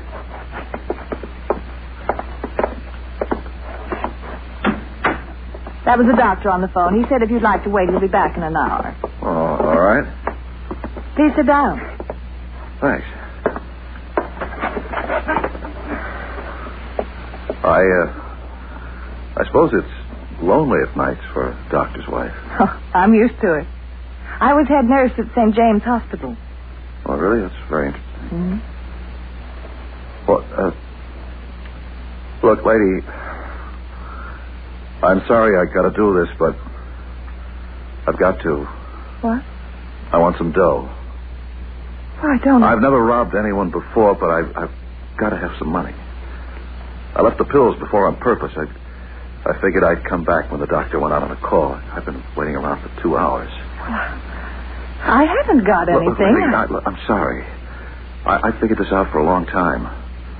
I paid the doc $2, my last $2 for the visit today. There must have been 20 others like me. Now that dough's here, and I want it. So please, don't make any trouble. But just a few bucks, that's all. That'll see me through. Well, why don't you just get a job instead? Look, lady, I've got no time to argue. I lost my job. That's the trouble. Come on now. All right. Get away from that phone. Get him. Wait. Look, lady, if you don't keep quiet, you're going to get hurt. Oh, please, don't do anything like that again. I just want some cash. Nothing else. Now, just tell me where you keep it. There's a few dollars in my bag.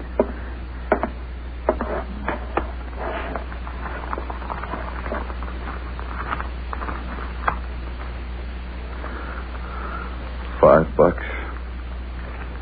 It's not enough. Where's the office? He keeps his money in there, doesn't he? I don't know. It's locked. Okay. Maybe one of these will open the door. Let it ring. Come on. You better let me answer that. I'd better not.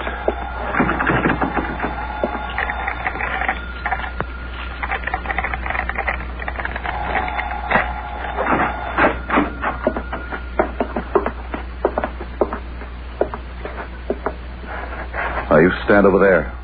Don't move.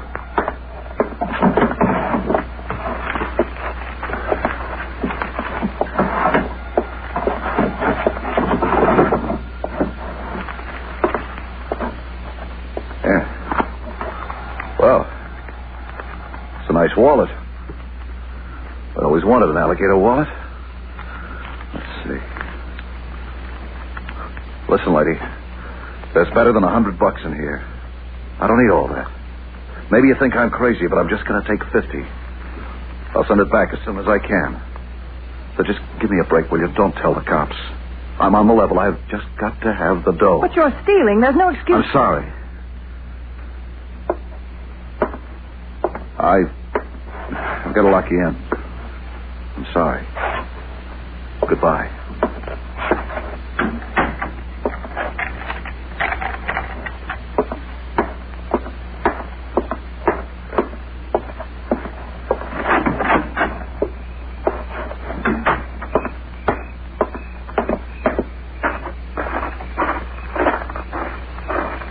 You. You stand still. Hey, what's the idea? Turn around and walk. All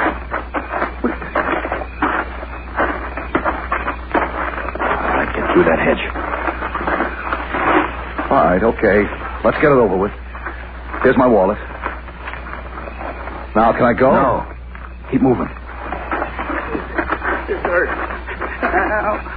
Al. It's okay, Danny. It's me, Al. Do something. Do something quick. All right, kid. I got the doc. It hurts bad, Doc. I'm going to die. No, you won't, Danny. You're going to be all right now. What's wrong with him? Got a slug in his guts. Help me, Doc. Help me, please. I'm not a doctor. No? If Shingo says you are, we'll see what your wallet says. It's not mine. James Bell, M.D. Listen, I'll tell you. Tell me nothing. Do as I tell you, so help me, I'll kill you right now. Let me talk. Shut up. We're going inside. Inside? He ought to go to a hospital. Pick him up, Doc. I said you're going back inside. But Oh, what's the use? Look, you make a run for it. Leave your pal here with me. I'll get him to a hospital. Don't leave me, Al. Don't leave me, please. I won't, Danny, I won't. Okay, help me pick him up, Doc. You're going to get the bullet out of the kid.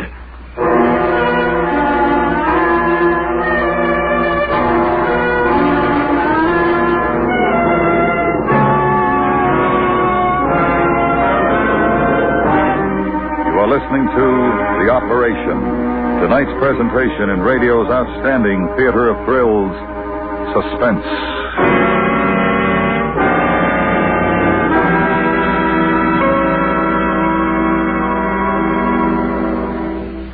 Two thrilling dramas of Gunsmoke will be here Saturday on most of these stations. CBS Radio presents a daytime edition of Gunsmoke. Then, Saturday night, an entirely new story of Matt Dillon, U.S. Marshal in Old Dodge City. Shooting hard, riding hard, fighting hard to bring civilization to America's new frontier. Gunsmoke, now twice Saturdays at the Star's address. Don't miss it. And now we bring back to our Hollywood soundstage Mary Jane Croft and Hyaverback, starring in tonight's production of The Operation, a tale well calculated to keep you in suspense.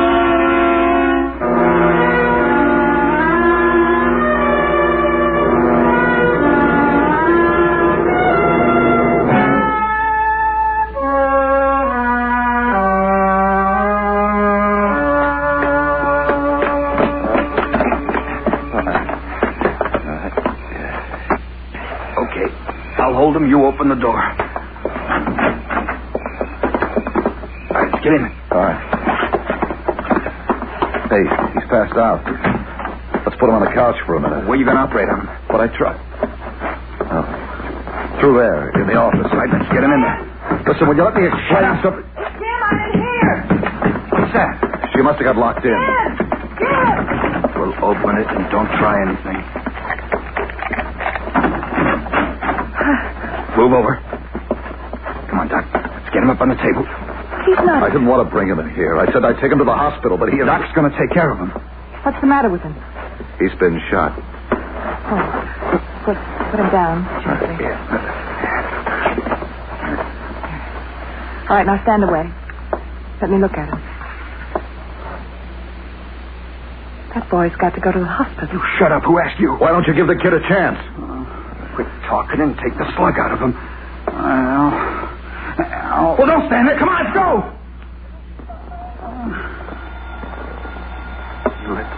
You let it ring. I said let it ring. Where are you going, lady? You shut the door. I've had enough of your big talk. Now you listen to me and put that gun away. If you want to help your friend, make up your mind to take orders from now on. How come I take orders from you? He's the doc. If you're trying to stall me, lady... She's a nurse. What she says goes. Okay. What do I do? Keep an eye on the boy until the doctor and I are washed up and ready.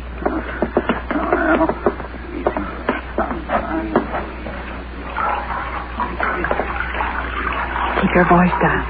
What am I supposed to do? I can't do an operation. Take your coat off and scrub your hands. What for? We're going to help him. For me? Yes, you. I won't go through with it. I can't.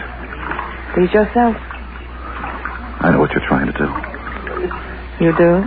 Yeah, you're playing for time and trying to scare me. Maybe waiting for the doctor to get back. Well, it's not going to do you any good. We're both in this. It's now that counts. Oh? Sure. He finds out I'm not a doctor. He's going to use that gun now. On you, too. Oh, stop talking. Dry your hands and put on this gown. You, take your coat off and get ready to scrub up. Looks better, don't he? I should have taken him to a hospital. Don't tell me what I should have done. I'm telling you what you're going to do. Now, if you think it makes any difference whether I kill you or not, you got another thing coming. Now get on with it. Hurry and get washed up. He's a game kid. I'm right here, Danny, right here. Quiet. Don't talk to him. Got to keep quiet. Go away. You're a nurse? Yes. I want out. You'll be back soon. How is it? Bad. Well, what are we going to do? You've got to help me get a house cut. We can't go through with this trying to get that bullet out. Don't be a fool. Get me a wet towel. I'll answer. You stay right where you are. It's only a patient. There's your patient right over there. Come on, what are you waiting for? Get that wet towel, quickly. Al, where does your friend live? Why? If he's got any folks, you'd better get them over here. Never mind. Doc's going to take him home as soon as he gets through. If he's got a mother and father, you'd better get them here. You trying to scare me? He don't look so bad. That boy's awfully sick. Nurse. You feeling better? I want out. Danny, I'm right here. Where's your gun? Take it easy. You'll be home in no time. Where's your gun? Come on, Doc. Get started. You stop talking. You'll never get better. You said the gun wasn't loaded. Danny, take it easy. Why did you shoot him? Those shells didn't do nothing. It's all right. You just take it easy. You said there wasn't going to be no shooting. Quiet. Let the doc go to work. Now, close your eyes. That's good. That's fine. Don't go, Al. Don't go. I won't. Stay with him. We'll get the instruments.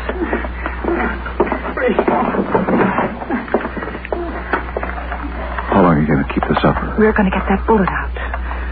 Now, you switch on the sterilizer and hold this instrument tray. Look, if you get him to hold this tray, he'll have to put his gun down. I'll grab it and you run for the door. What do you say? I'll take the chance. All right. Al, would you come here and hold the tray, please? What's the matter with you holding it? Well, I've got to help her with the instruments. You're nuts if you think I'm going to put the gun down. I'll help her. All right. I can manage. Take that jar of swab, put it on the little table. Okay. Sorry. Not your fault. Come on.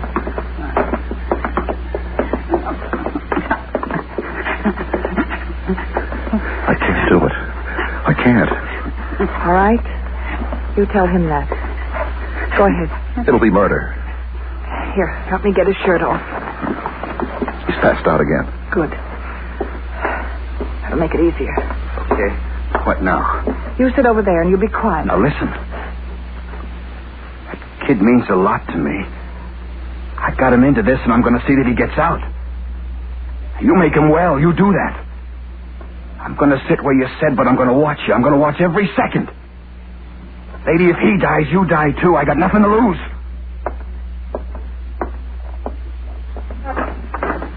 All right. I'll give him an anesthetic to put him under. You keep your back to Al. Look as if we're both working. You hand me the instruments as I ask for them. No, I'll point to them. Well, you know how to do this? I hope I do. How's he doing? Be quiet. Give me the hypodermic. Huh? Oh, yeah.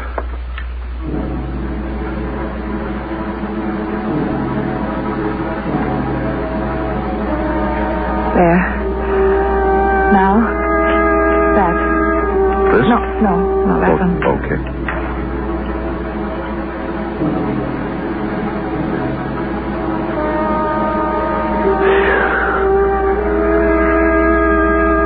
Swab. Those cotton things. What? Quick. Swab. Wipe. Wipe. He moved. Doesn't matter. Give me that one.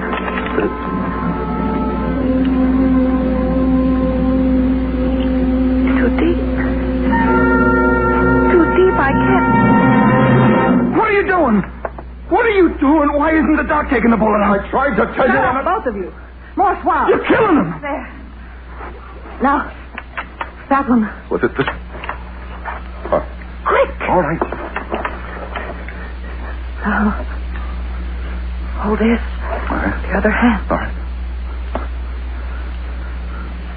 Danny? Danny? He's dying. Look at him. He's dying. I'll kill you. I'll kill you. Or you won't.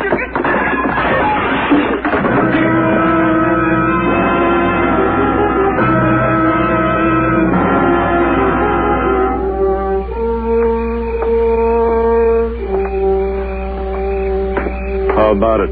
Think we should wait? No, they're probably at a movie. Yeah, this might be them.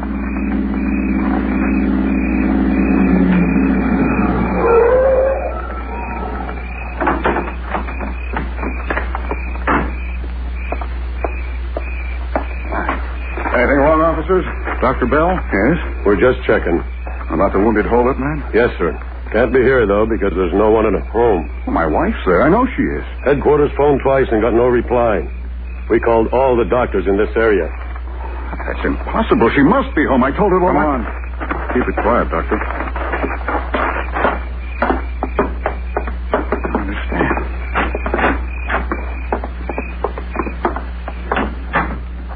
Maybe she's taking a bath. There's a light in that room. That's the office.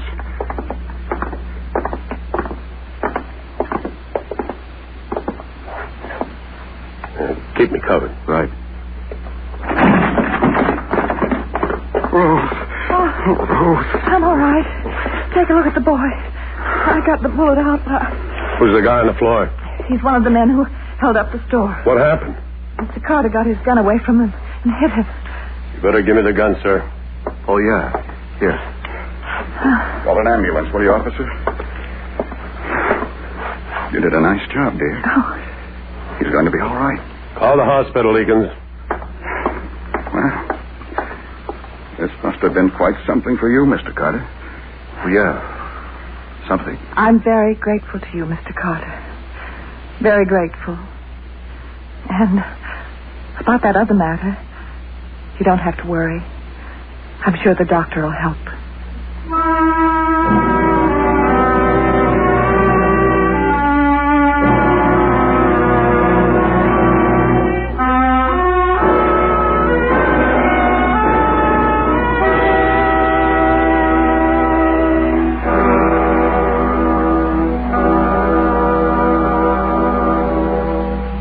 Suspense, in which Mary Jane Croft and Hyaverback starred in The Operation by Charles Jacobs. Next week, the story of a man's search for the murderer of his brother. A killing in Abilene. That's next week on Suspense.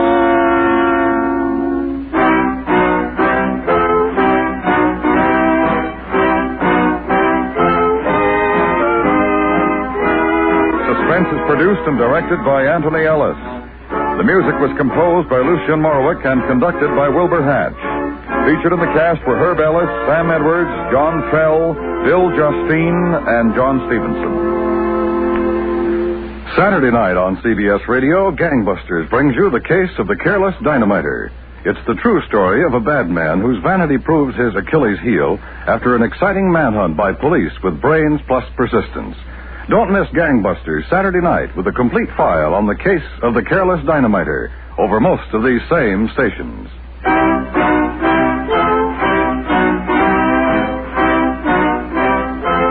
You enjoy City Hospital every Saturday in the daytime on the CBS Radio Network.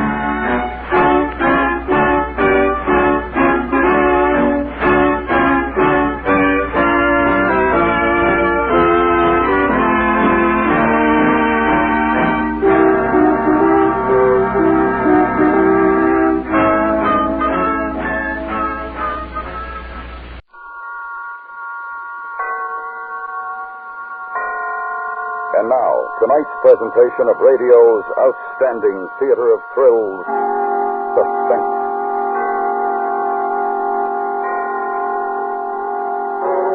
Tonight, the story of a man's search for the murderer of his brother. We call it A Killing in Abilene. So now, starring Parley Bear, here is tonight's suspense play, A Killing in Abilene.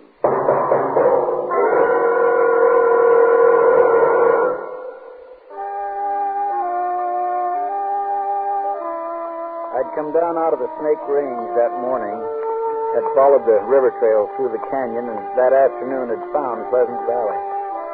A handful of buildings, desolate, huddled in the cold shadows of the mountains around, tall and dark.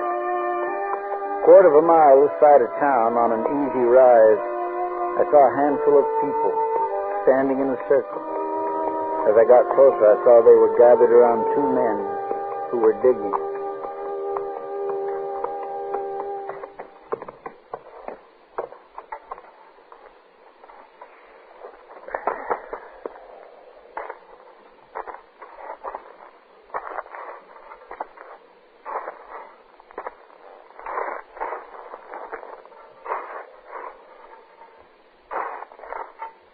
Hold up a minute. What's the matter? I hit something.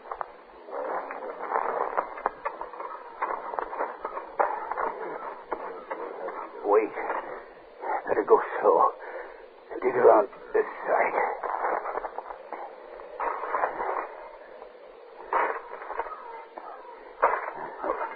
Here, I can't do it anymore. One of you boys take over. I'll do it, Jim. Somebody's got to.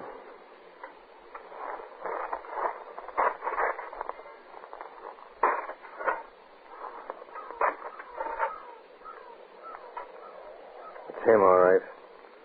I seen his shirt. You was right then, Ben. Let the sheriff take a look. Yeah. Jake Garvey. Yeah.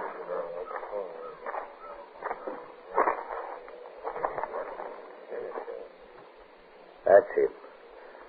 That's Fred Costin, all right.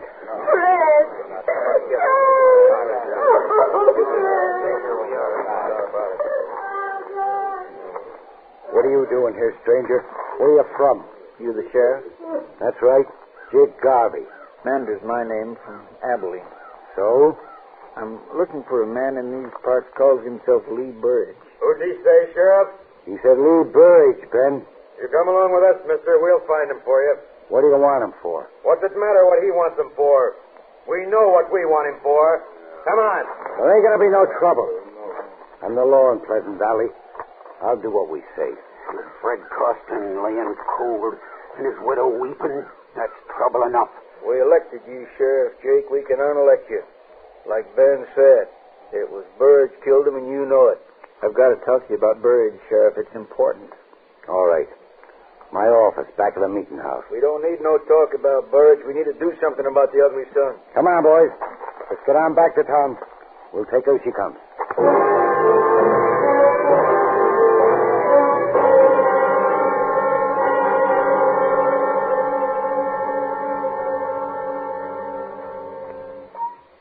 Smoke? No, thanks.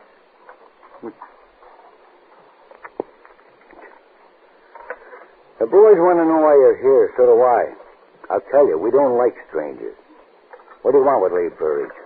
I had a brother. Was killed out in Abilene. Burridge did it. Oh? Him and another one drove a herd into the railroad. Burridge got drunk and killed my brother. Buried him. Same as here. We found this pouch near the grave. His name burned into it. It's taken me 2 years to find him. Now I want to talk to him about it. The boys are pretty sure he killed Fred Costin, too. So am I now. Maybe so. Fred Costin isn't my business. My brother is. And I want to see his killer back in Abilene standing trial. I made a promise I'd bring him back. How? You don't look like the kind of a man who could use a gun. Now, look. We didn't know your brother. But we knew Fred and we liked him. You can help take care of Burridge here if you've the mind to. Try him here, you mean, on both charges? No need for that. Then what do you mean, take care of him? How'd he kill your brother? His head was beat in. He was beat to death. Yeah. Same as he did to Fred. A man who'd do a thing like that don't need no trial. Not for you, maybe. But there'll be no more killing in my family. We'll give him a fair trial in Abilene. If Burridge done these killings, he's going to pay for it here. I don't go for lynching. That's strong talk. We don't call it lynching when we hang a man for murder. If you don't like it, go on back to Abilene. Maybe I'll do that. When I take Lee Burridge out for trial. I don't know what you're trying to do. I suspect it's to get Burridge out of town. If I'm right, you're heading into a lot of trouble.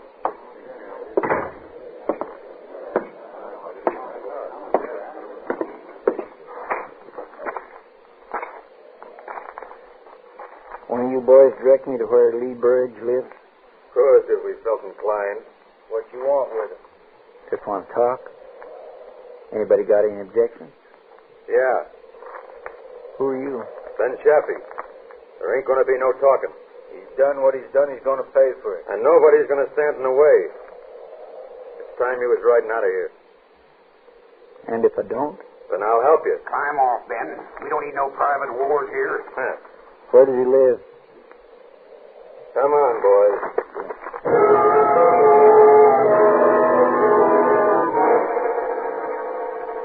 He turned away from me and moved into the sheriff's office, leaving me alone to walk down the dusty street. I asked the blacksmith where Lee Burridge lived. He just looked at me and shook his head. Towards the hills, the thunderhead was beginning to gather, moving in slowly. Near the end of the street, two men were building a coffin in front of a small house.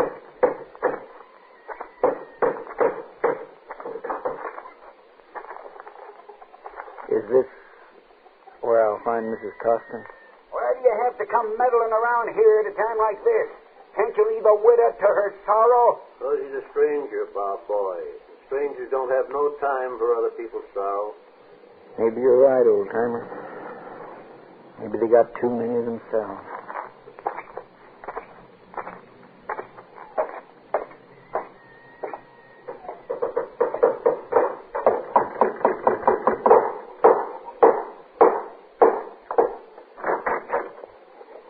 Yes? I'd like to talk to you, ma'am. Could I come in? No. Can't you see this house is in mourning? My friends are making a coffin for Fred's decent burial. I got nothing to say to you. Ma'am, I know how you feel. How can you know how I feel? I had a brother once killed by this man, Burridge. Oh. I'd like you to help me. It was 2 years ago my brother was killed. His wife would like the killer brought back to Abilene for trial. I'd like you to speak to your friend. Let me take him away. He didn't give my Fred a chance before he killed him. He's a cruel and ugly man. I want him killed. Here, where I can watch. Will you tell me where he lives? Don't tell him nothing, Mrs. Costin. He'll go warn him off. Let him go if you want. I say a man's got one life to live, and he's got a right to lose it any dang way he pleases. I'll tell you where you can find Lee Burridge.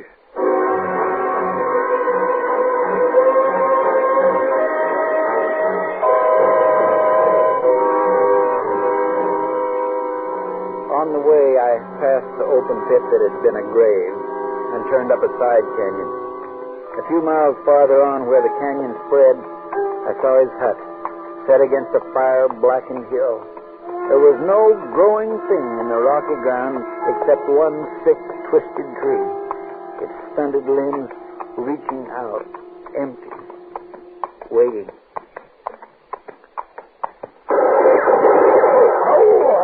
Easy. Throw your gun down, you, or I won't miss with the next one. Lee Burridge? Throw it down. I'm Jeff Mander. It was my brother Seth you killed in Abilene. If that's who you are, you've caused me enough trouble. Now get out of here. They'll give you a fair trial there. Stay here and you're going to be lynched for Fred Costin's killing. Nobody's going to lynch me while I got this. You listen to me. I don't hold no love for you. I shouldn't care what happens to you. But it took me 2 years to find you. Now I'm taking you out. Don't come no closer. Put up your gun. I'm warning you. Put up your gun. I'm out here. And tell those folks in the village it didn't work. I'm too smart for it.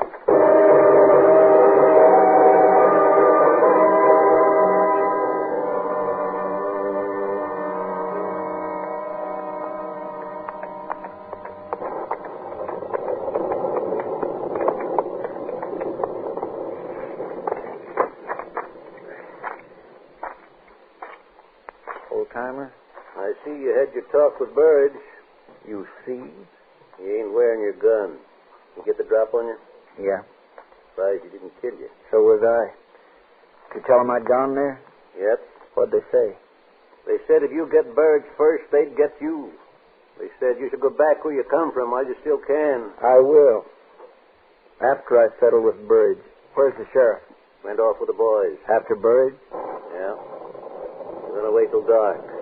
Then they're going to bring him up. Where are they going to wait till dark? I want to be with them. I thought you didn't like lynchings. I don't, but I want to be there. I was told if you came back to town, you have to be with them. Now, don't make me use this gun, son. Now, just turn around and we'll join the rest of them. All right. And I'd suggest you stop your talking about Lee Burge. From what I overheard, you're close to sharing a rope with him.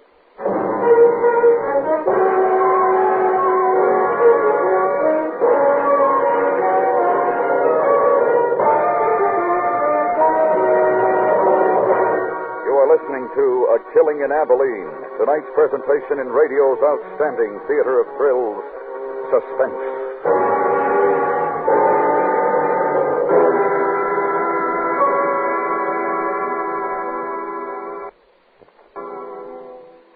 Fires are easier to prevent than to extinguish. If you want to make sure you don't have a fire in your own home, now's the time to get fire-sighted. If you can't make your own electrical repairs, get an electrician in to check the house, especially if it's been a while since your wiring's had any attention. And throw out piled-up rubbish. Be fire-sighted. And now we bring back to our Hollywood soundstage Parley Bear, starring in tonight's production of A Killing in Abilene, a tale well calculated to keep you in suspense.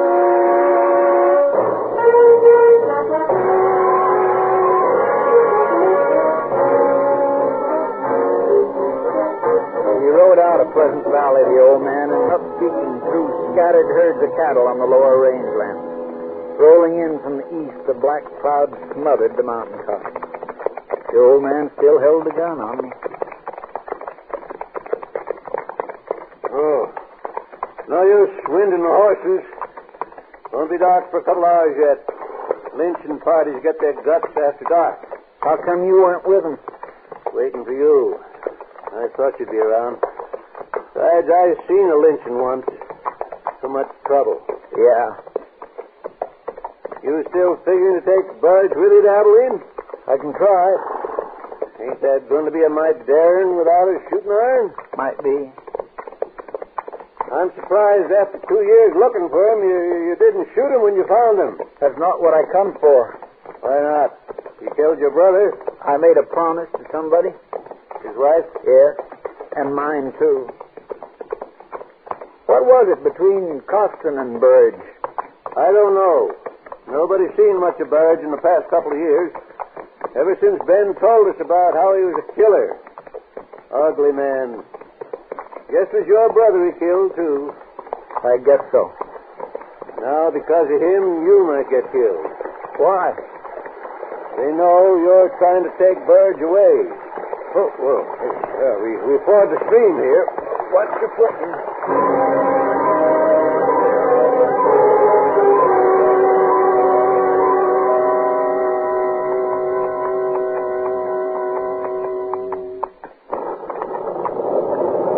Sonny. Yeah? We haven't seen you yet. You still got time to get out. You'd let me go? Seen a lynching once. Started a lot of trouble. I've come this far. I'll finish it.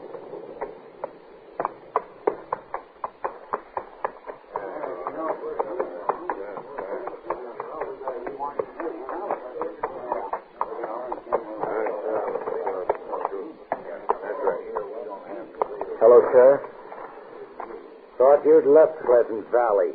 I told the old man to bring him. We decided he ought to be with us where we can watch him. We're not letting him take Burge out. You decided, Ben? What do you say, mister? Are you still going to try and take him? I'll tell you what he says, Sheriff. He says he wants Burge one way or the other. He has to join. That's what he says. Shut up, old man. Get off the horse, mister. All right. I want Burge as bad as the rest of you. I'd prefer him to stand trial. That's the difference. I don't want this lynching. Take your hand off your gun, Ben. He ain't armed. Take it easy, Ben. We decided what to do. You're here because I want you here.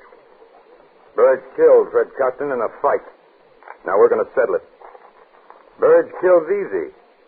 I've seen him do it once before. He's not going to do it again. You saw him kill my brother? I saw it. You need more of a trial than that?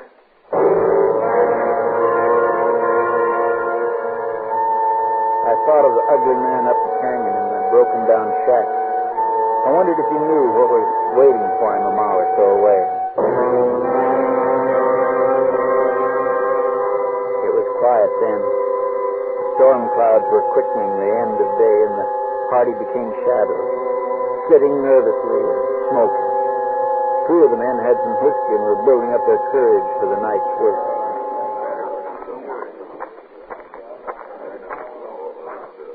It's nearly dark. What? I didn't think you'd come. I had to. My Fred's dead. So's my brother. My Fred was a good man. Never hit me. But he was a dark man with drink. What was it between Burge and him? Well, we lost some chickens. Fred said that Burge stole them. When he came to town for supplies, Fred and him got to fighting. Burge hated him and beat him. Fred was horrible hurt. Afterwards, everybody laughed and made jokes. They laughed at their friend? Oh, it was man laughing, no harm. But a dark man like Fred, it was bad. He swore to get even. That was last Saturday. He went in to drink. And didn't come back? We all thought he rode out someplace for shame. Why do you think Burge killed him? Oh, there's all talking about it. Who was? All the men, Saturday night. They said Fred and that man is arguing. Who heard it? Ben did. And when Fred didn't come back, we all knew that man had killed him. Well, he did. And he's going to pay for it. Who found the grave, man? Ben did. I'm sorry for your brother's wife, but it must be this way. It's like the Holy Book says, an eye for an eye. Let's go, boys. It's time.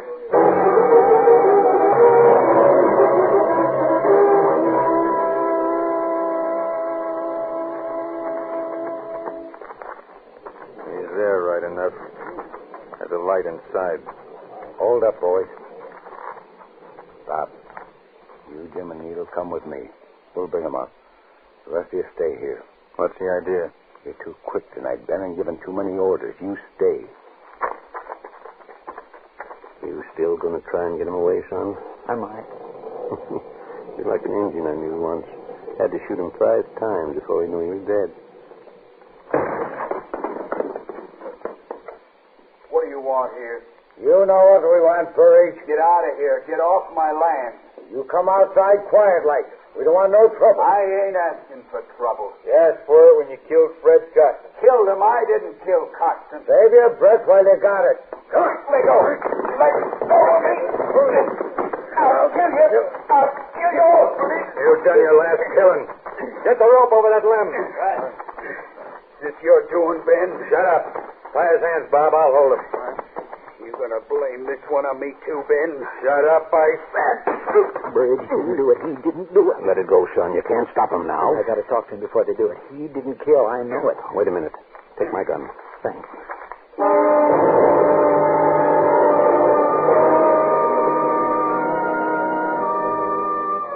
The rope was around his neck, and he knew he was gonna die. But as I came near him and could see him in the light, there was no fear in his eyes. He was lifted onto the horse, the rope was tightened, and he was ready to be lynched. Then he saw me. One request, Sheriff. What, Burridge? Let me talk to him a minute. The stranger here? For a minute. No more talking. Take that horse out from under him. Not yet. Let him talk. Take it out. We don't want to kill the wrong man, Ben, you or Burridge. Let him talk. Why do you think I killed your brother? They're trying to get away with something, Jake. Let's string them up. Come on. A minute don't matter. Get up, Ben. Let them have their say. We found your pouch near my brother's grave, Burridge. Your name on it. And tonight Ben told me he saw you kill him. I didn't. I wasn't with Ben that night in Abilene. Ben wanted to drink. I didn't. He left me and took my pouch with him. What does it matter about his brother? It's Fred Costin we're hanging him for. I didn't kill Fred Costin either. Listen, mister, I didn't kill your brother. Ben told everybody I did, and ever since I've had no friends. He's talked enough. He killed Fred Costin. I told you that. What about Burridge? I didn't kill Fred Costin. He's lying. Let's get it over with. I can let him talk. Where'd you get that gun, mister? How'd you know where Fred was buried, Ben? How'd you know where Fred was buried? Miss Costin says you found the grave. How'd you know where it was? Answer him, Ben. You told me where it was, Ben. I saw him burying poor Fred. That's how I knew. If you saw the burial, why didn't you stop Burridge then? Wasn't none of my business. But it is now. What made you change your mind so fast? Stay away from that horse, Ben. Cut him down. You, Bob, cut him down. I think you'll be coming back to Abilene with me, Ben. You think so?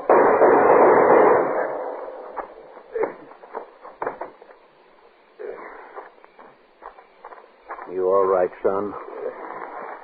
My shoulder. How about Burridge? Oh, he'll live. Rest easy, son. You've done a good job. But you ain't going to keep your promise about your brother's killer. There's no sense taking Ben Chaffee back to Abilene. We'll bury him here.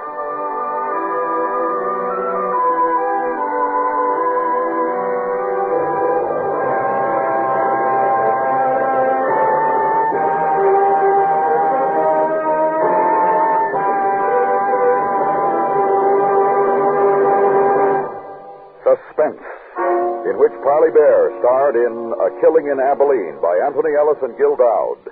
Next week, the story of a man who thought the only way to escape death was to search for it. It's called Diagnosis of Death. That's next week on Suspense.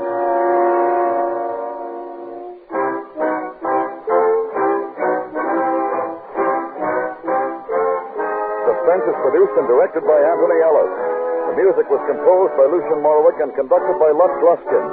Featured in the cast were Paula Winslow, Jack Crucian, Frank Gerstle, Jim Nusser, Vic Perrin, Joe Duvall, and Will Wright.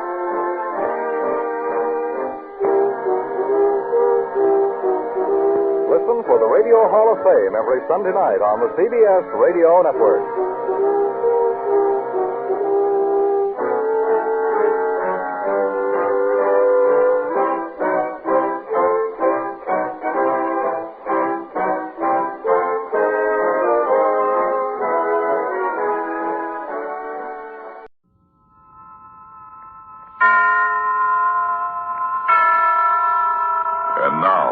Tonight's presentation of radio's outstanding theater of thrills, Suspense.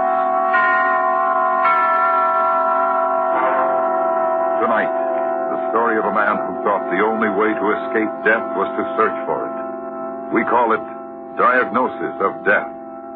So now, starring Gene Bates with Lawrence Dobkin, here is tonight's suspense play, Diagnosis of Death.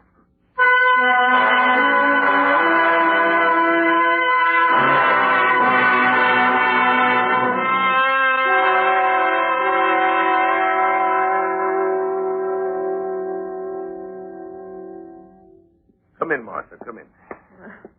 I hope you don't mind my dropping in without an appointment. No, of course not. Sit down. Oh, thank you. Your nurse said Simon had already left. I suppose he'd call this snooping, but I think I have a right to know. Oh, Martha, I'm glad you dropped in. I tried to call you at home just a few minutes ago. Well, then it is serious? Well, right now, I'm not speaking about Simon's health.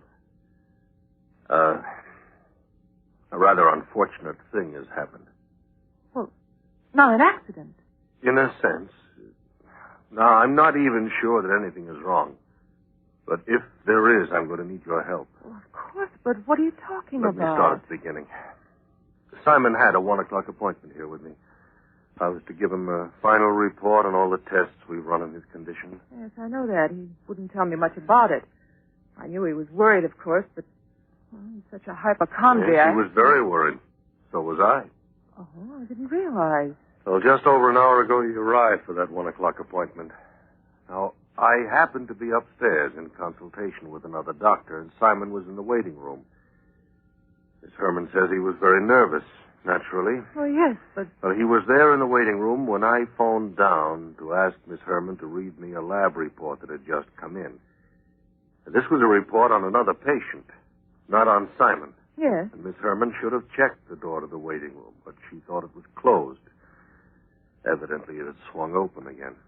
Simon must have heard everything she said over the telephone. But what... He heard her tell me that he was here for his appointment, and then immediately after he heard her read the report. And he would have no way of knowing that it wasn't his. He must have thought it was. Well, I'll read you the last sentence of the diagnosis that he overheard. Oh, here. The patient's condition is definitely malignant. In a stage too far advanced for successful surgery. Fatal results are indicated in from 1 to 3 months. Oh, Jim. Then when Miss Herman finished and looked out, Simon was just leaving the waiting room. She called to him, but he wouldn't answer. He hasn't been back. Now, I've tried calling his office, your home, but no luck. Oh, poor Simon. He must be miserable. Poor dear, he's such a pessimist anyway, always ready to believe the worst. Now, if what I believe is true, he's in an extremely emotional state right now, Martha. Oh, yes, it's just like him, jumping to conclusions, getting all upset when all he had to do was wait to see you. Well, his report wasn't like that, was it? Oh, no, he's not seriously ill, nothing like that. Nothing can't be set right with a few weeks of treatment. Martha, Simon left here believing that he was going to die. It was a slow and pretty painful death. Well, we've got to tell him it was a mistake. Martha, I don't think you understand yet just how serious this might be. Well, what do you mean? You don't think Simon would do anything like that? I think anybody faced with that situation might. I think we've got to find him, Martha, as quickly as possible.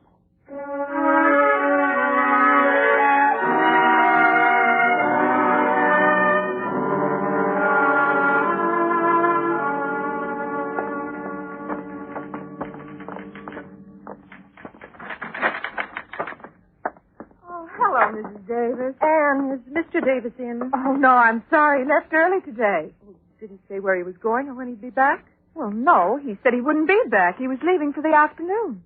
Oh, Jim. How long ago did he leave? Oh, less than an hour, I think. He came back here after he left my office.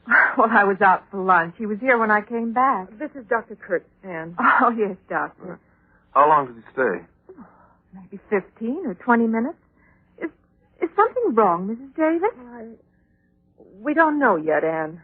I hope not. You don't know where Mr. Davis might have gone. Did he have any business appointments? Well, one with Mr. Gaffney, but he told me to cancel that. Didn't say anything else? No. Did he seem upset? I don't think so. A little preoccupied, perhaps. A little quieter than usual, but... Just what did he do while he was here? I don't know. He was alone in his office. Oh. May I look in there? It's just possible. Oh, of course, Doctor. This way. Thank you.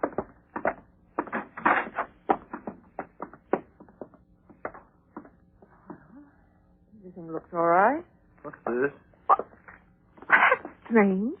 It's addressed to me. Open it, please. It's a check for $250. Oh, I don't understand. Well, there's a note, too. Would you read it, please? Summers, thank you for your excellent services. I regret I will no longer need them. Encloses a check for 1 month's pay. You may finish out the week and then you're free. Refer all of my clients to Benham and Brown, if you will, please. Sincerely, Simon Davis.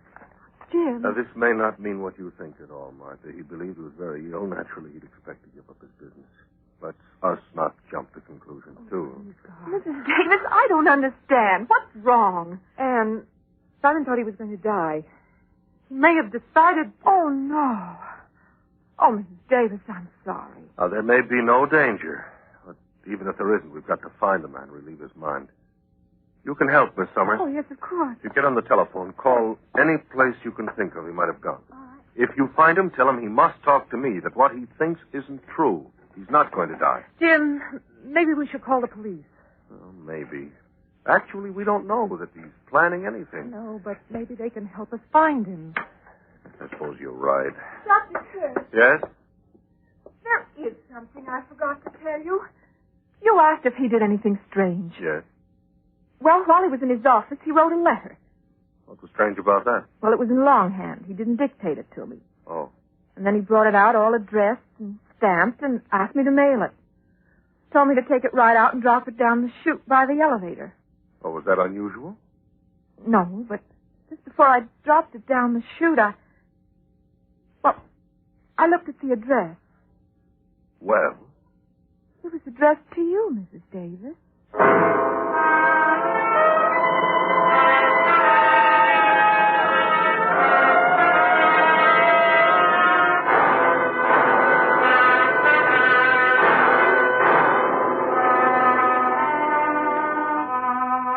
You are listening to Diagnosis of Death, tonight's presentation in radio's outstanding theater of thrills, Suspense.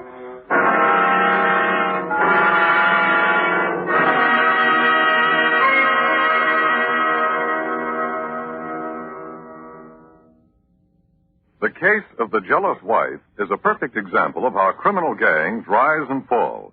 A series of supermarket holdups in Chicago went on unchecked until a woman scorned helped local police turn the tables and nail the mob.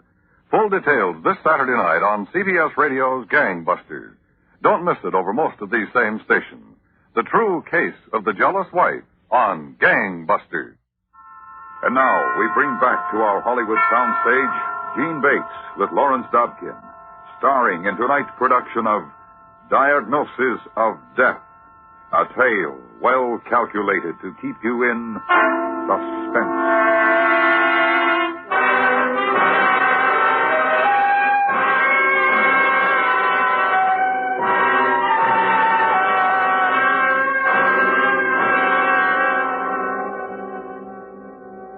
Don't you see, Sergeant? Why would he write me a letter unless he weren't coming home? You don't know what was in the letter, of course. No, it's already in the mail, but I know my husband. Of course, Mrs. Davis. He didn't tell his secretary anything? No, sir, nothing. Doctor, shall I go on calling? Oh, yes, please, Miss Summers. Sergeant, what else can we do? You're sure he's not at home? If he knew you were going to be out... No, he called there 3 times. There's no answer. Of course, he wouldn't answer if... We'll know about that soon enough. I sent a squad car to investigate at that address. Sergeant, do you think... You know your husband better than I do, ma'am. Under the circumstances, you couldn't blame him too much. He hasn't had much time. It's only about 3. He's had less than 2 hours. Usually people with ideas like this only take a little while to think it over. Maybe have a few drinks. Simon doesn't drink. Well, but maybe under the circumstances... We'll try anything. Miss Summers, call any bars close around, will you? Oh, yes, Doctor, sure. Officer, can't we do something? Mrs. Davis, we're doing all we can. We checked the emergency hospital. Every squad car in the area has been alerted. They're searching for a man of his description. We're checking bridges, railroad yards, tall buildings. We're checking the house. I know, but we just can't sit here. Maybe if we'd go out looking. Sergeant, maybe he's just walking down some street or sitting in the park. Yeah, I know how you feel, ma'am, but it's not very likely we'd find him unless we have some idea of where he might have gone. That's it exactly, Martha. Where would we go? Where would he go? I don't know. If he were really decided on suicide, he'd have to go somewhere or get something to accomplish the purpose. And still, there are lots of ways. Just stepping out in front of a truck. No. I'm sorry, Mrs. Davis. Martha, Maybe you'd go into the inner office, huh? Lie down, rest a little while. No, I'm all right. I want to help. All right. Sergeant, Mr. Davis isn't the kind of man for the violent ways. Something more... Like poison? Sleeping pills? Yes, that would be more likely. You have anything like that at home, Mrs. Davis? No, he never took sleeping pills. He never even wanted them in the house, even when he was in pain. Well, if he regarded them as too lethal to keep in the house, he might have thought of them. But he couldn't get them without a prescription. Well, then maybe he could. Where he was known. He might have tried. And if we could just pick up his trail someplace. Yeah. But where would he try? There's a drugstore right downstairs in this building. They must know him. All right. Worth a chance.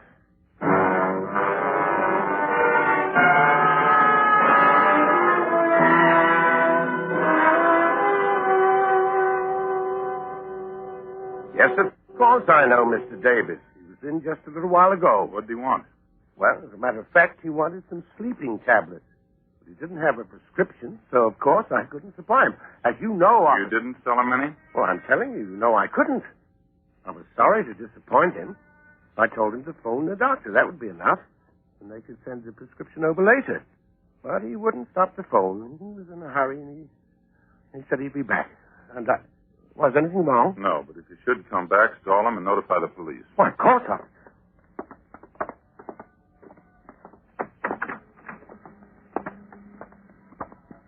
That's my car at the curb. I'm going to check in on the radio. All right, Sergeant. I'm afraid, Jim. I'm afraid. Martha, we don't know anything for sure. But we do know. Now we do know. He does intend Maybe not. Maybe not. He might have wanted the pills because of pain. He was having some pain. But he... Anyway, he didn't get them, Martha. And he's not likely to. But there are other things. Well, yes. But we're not sure yet. There's no use imagining things. We've got to keep calm, Martha, and just try to find him. Yes, I know. Thanks, Jim, for being here. I don't know what I've done. Oh, it was my fault. My office's fault. Never forgive my Davis, was your car at home in the garage? Yes, Sergeant. Mr. Davis wasn't driving it then, huh? No, he always took the bus to work because of the parking problem. I do, too. We only use the car at night or on weekends. Finding it there doesn't mean anything. He's not at home, Mrs. Davis. They checked the house, talked to the neighbors. But inside? No. They're sure he hasn't been home this afternoon. Well, that leaves us right back where we started. Yeah. Does he own a gun? No, oh, no. He's always been afraid of guns. Well, it's still a possibility. There are 3 pawn shops in this neighborhood. We might as well check them.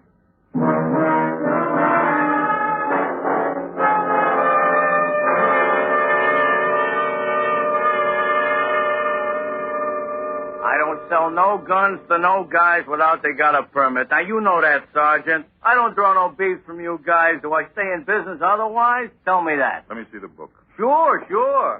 Yeah. You take a look. Take a good look. I'm clean, you'll see. A good, clean book. Yeah. You wouldn't have put it in here anyway. I told you I never sold no gun to no guy like you say. Look, Nico, this is no beef. This is different. This man wanted the gun to use on himself. We're trying to prevent that. We want your help. How can I help when I don't know nothing? Look, I know you've done it before, and you'll do it again, and someday we'll catch you at it. But this time I don't care. Nothing happens. You understand? Yeah, you cops. I told you. Mrs. Davis, we're trying to save her husband's life. Please, Mr. Nico, please. Just tell us the truth. Nothing happens, I promise you. Look, lady, How do you know I'm not telling the truth? Call it a hunch. Now, come on, level. Nothing happens? Nothing. Well, look. Now, understand, Sergeant, I don't never sell no guns to no guys without they got a permit, huh? But, this wasn't, really no gun, see? You did sell him something. Yeah, a guy looks like you said, only it was kind of a special gun. You sold him a gun? Well, now, wait a minute, lady. That's what I'm trying to tell you. You got nothing to worry about. Go on. 'Cause he ain't gonna shoot nobody with that gun. Why not? Well, now look, Sarge. You said nothing happened. Yeah. I, don't usually do this kind of business, you understand, but, I kind of had a hunch what this bird was up to. That's why I done it. Honest. That's why I done it. What was wrong with the gun? Well, it didn't have no firing pin. This bird didn't know the difference. Of course, I didn't charge no real gun price, but that gun won't shoot nobody. Honest. Okay, Nicole.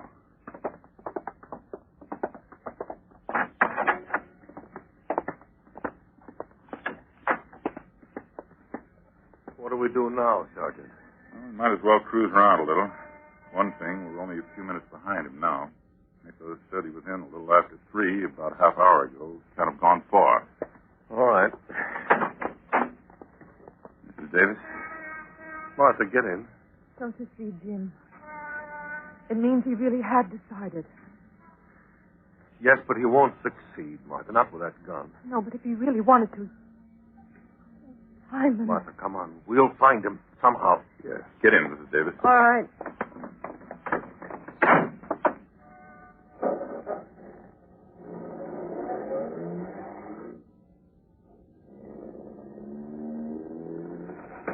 (5L7, 1423 Vista. What time? 586 East. 20 minutes to 4.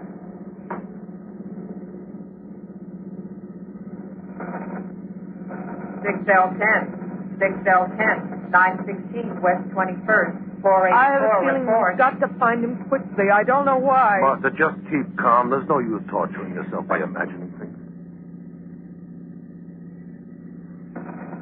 1814 Jefferson Park, West Side, Georgia Street entrance, man with the gun. Wait a minute. What?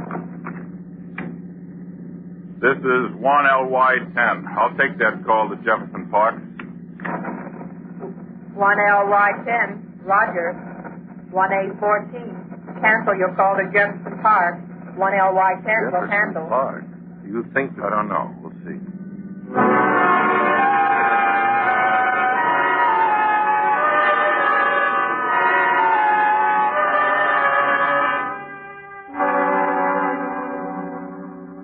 I tell you, you've got to find that man and punish him, officer. It's a crying shame when men like that are allowed to run loose, giving guns to children. Everett, drop that thing. I told you not to touch it again. Here, let me have it, son. Yes, sir. Is it? Yeah. Oh. Son, where's the man who gave it to you? Well, he didn't exactly give it to me, mister. He dropped it in the trash can over there. But he didn't want it anymore, honest. It wasn't stealing. I know, son, but where's the man now? Well, he got on the bus over there at the corner. Going which way? That way? How long ago? Well, about 10 minutes. 10 minutes. Oh, Simon. All right, come on, we'll get him. Mister, What, son? I know why he didn't want the gun. It don't work. Everett, you tried it. You tried to shoot it. You wait till your father gets It's our bus. He's taking the bus home. It also ends up out at the lake. The lake? We should be able to beat the bus there if we hurry.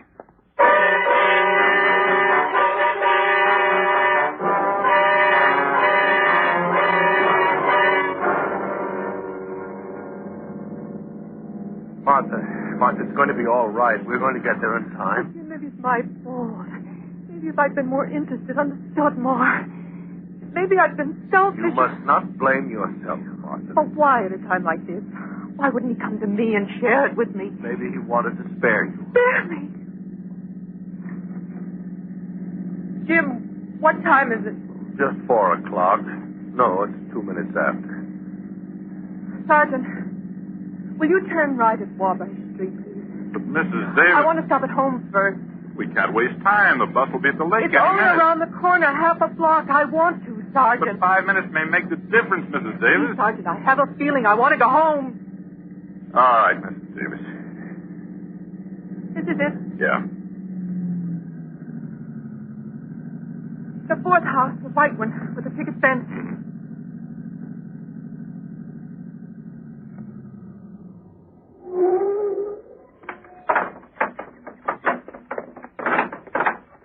Everything looks peaceful enough. We'll go inside and look just to make sure. Hurry. Hurry.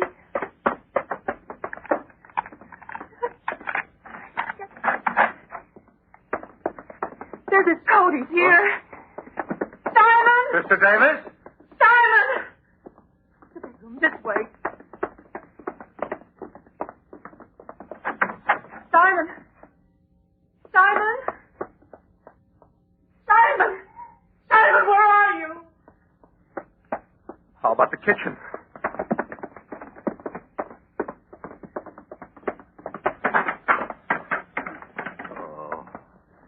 any other rooms? No. His coat. He was wearing that coat. And he wouldn't go out again without it. Not in this cold. Hey, wait, where's the back door? That was... Oh, yes, hurry. The garage. Motor is running. Come on. That's exhaust smoke. Come on. Yeah.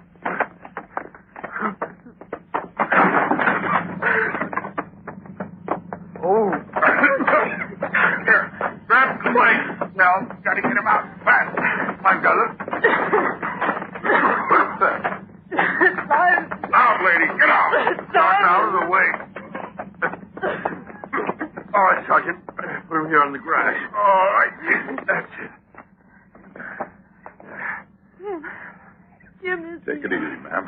Let the doc work on him. There wasn't too much gas. He couldn't have been there long. Simon. Maybe I better get on the car radio, Doc. Get the rescue squad. No. Don't think that'll be necessary, Sergeant. Don't mean he... Come here, Martha. Down here. Simon. Martha. I'm sorry. It's going to be all right. Oh, Simon.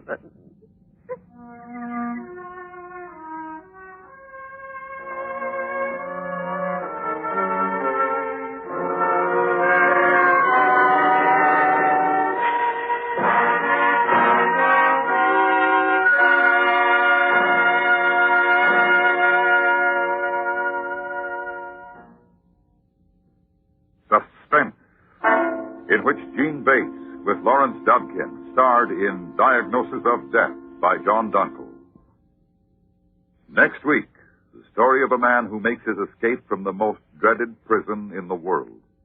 We call it The Man with the Steel Teeth.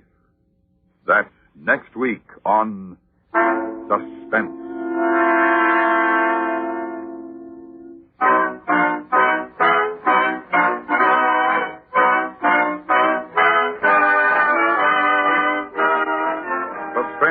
Produced and directed by Anthony Ellis. The music was composed by Lucien Morawick and conducted by Lud Gluskin. Featured in the cast were Jerry Hausner, Barney Phillips, Charlie Lung, Trude Marsden, Richard Beals, and Helen Cleve. Charles Boyer stars as Alphonse Bertillon, famous French detective who proved crime could be solved in the laboratory Sunday night on the Radio Hall of Fame. Bertillon proves the unidentifiable can be identified by revolutionary new means, or at least means revolutionary at the time. CBS Radio presents the Radio Hall of Fame, starring Charles Boyer, Sunday night on most of these stations. You enjoy City Hospital every Saturday in the daytime on the CBS Radio Network.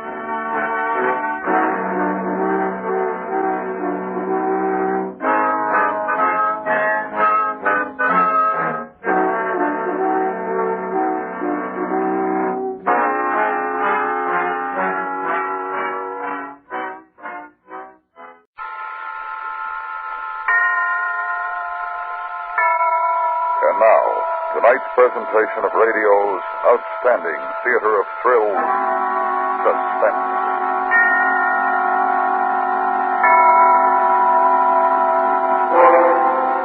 Tonight, the story of a man who makes his escape from the most dreaded prison in the world. We call it The Man with the Steel Teeth. So now, starring John Daner, here is tonight's suspense play, The Man with the Steel Teeth.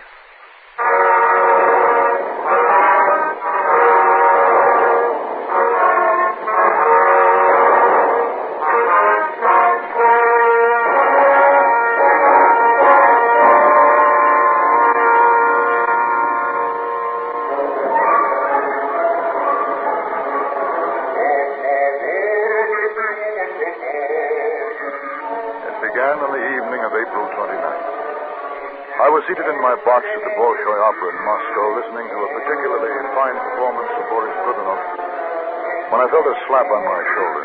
Alicia, пойдем. What? What you want? Пойдем. Я из полиции. Отсюда.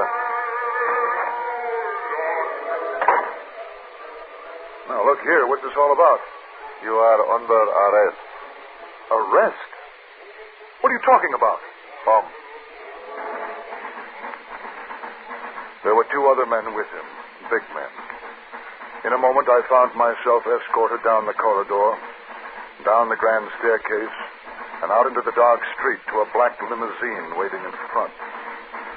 No one said a word as we sped through the streets, the men on either side of me staring straight ahead. Then we rounded a corner, and in a second I knew our destination. Lubyanka Prison, home of 1,000 ugly secrets and the dread MVD. We swung down a long ramp and came to a stop at a huge, unguarded bronze door. Inside, I was taken through another door and steered down a long corridor. It was the cell block.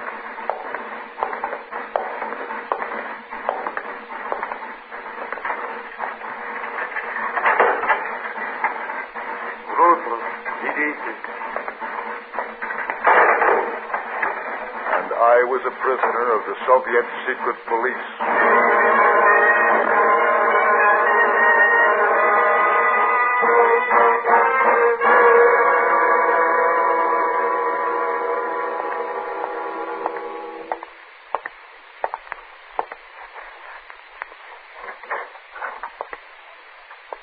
Arthur Luttrell.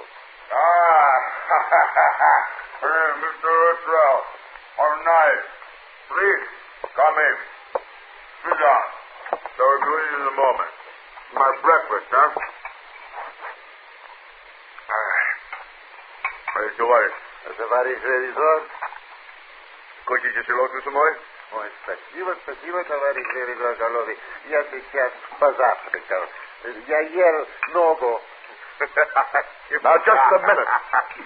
Look, I've been here 2 days without a word as to why I've been arrested. I want an explanation. Look, I'm an accredited correspondent. My papers are in order. You know that. Now, what about it? I gave up. They had no intention of dealing with me until they were good and ready. I could see that. I watched the man behind the desk, Inspector Golovin of the MVD, a small, round little man in a badly fitted gray suit. Gold-rimmed spectacles magnified his brown eyes. And when he smiled, his full lips uncovered the most fantastic set of stainless steel teeth I ever laid eyes on, full uppers and full lowers. Then the morning feast was over. My dear Luttrell, how pleasant to see you again. Again? We've never met. You know it. I see we shall get on very well. Why am I here? A legitimate question. You are here to confess. Confess to what? Shall I read it to you? You have written my confession? No, my friend. These are the charges, only the charges. The confession is up to you. With my help, of course. You are interested? Go on. From the office of Mexico Living Inspector, this is Moscow, No, this does not concern you. Attested to by the following officers of the People's State, it does not concern you. Subject. Concerning the activities of one Arthur Henderson Luttrell, correspondent of the United States of America, resident of Moscow 2 years, hereinafter collective. 1. That on the morning of August 21st, 1952, the accused was observed by witnesses in an exchange of objects with Izar Ishin engineer, former member Ukrainian People's Agriculture Cooperative, while standing near north entrance to Water Palace. The little man droned on, unreeling paragraph after paragraph of nonsense. Names of people I'd met as a reporter or at official functions, on the street, or anywhere. Names of people now dead or awaiting execution. It wasn't until this thought came that it dawned on me what my crime might be. And in the last paragraph, Golovin confirmed it. That Arthur Henderson Luttrell is accused of the crime of espionage and the encouragement of sabotage. that by the use of powerful influence, he contributed to the deviation of 12 individuals since convicted, sentenced, and in 4 separate instances executed for crimes of treason against the state. Well? Very clever. Nothing clever, my dear friend. Merely a recitation of facts. Do you or do you not confess? To a trumped-up deal like this? No. Not on your life. On your life, Mr. Luttrell. Товарищ, покажи его.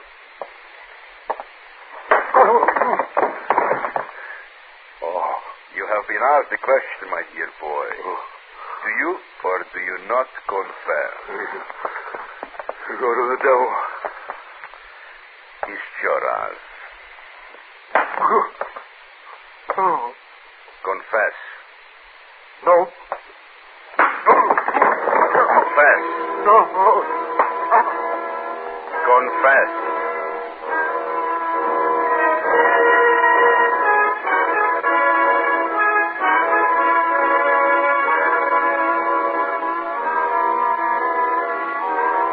Then they tried psychological persuasion. The method to wear me down to the point of exhaustion when I would gladly sign anything in exchange for a night's sleep. You will confess. You will read from this paper. Then you will sleep. No. You will read the following. The charges brought against me are true. No. I am guilty of sabotage. Read it, Mr. Luttrell. No, read it.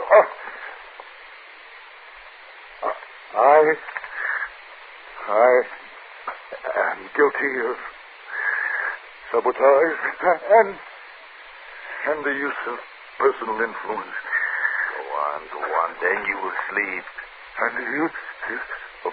No, it's not true. It's not true. I'm not... No.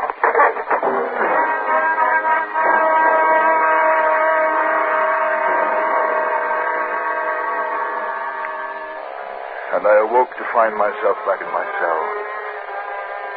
Then I noticed something was strange. Something different about my cell, an unnatural stillness.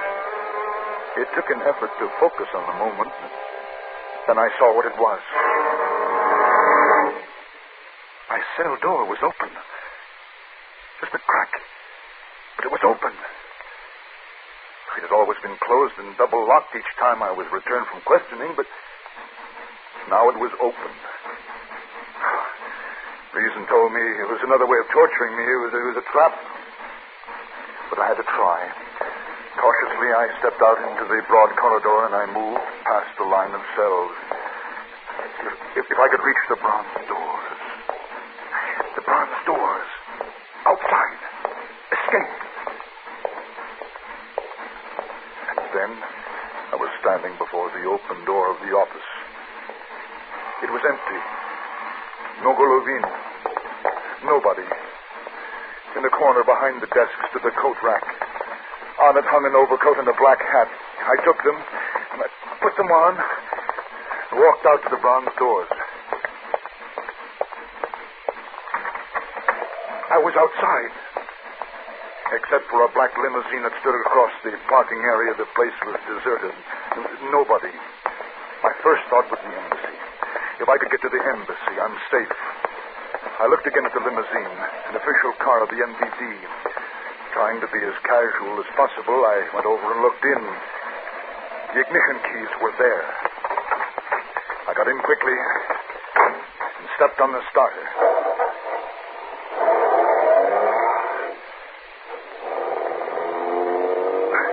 I drove carefully, alive to the fact that the city had 1,000 eyes. It was early morning. Few cars were on the streets. And suddenly the welcome sight of the embassy came into view. It loomed large and took shape as I approached.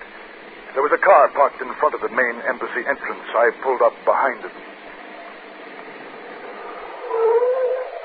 I was about to set the handbrake when I saw something that turned my blood to water.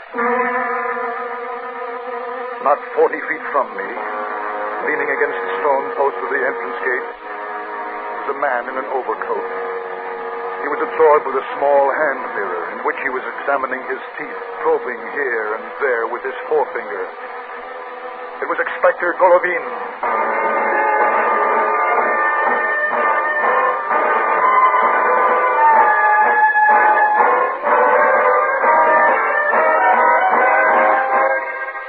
You are listening to The Man with the Steel Teeth, tonight's presentation in radio's outstanding theater of thrills, Suspense.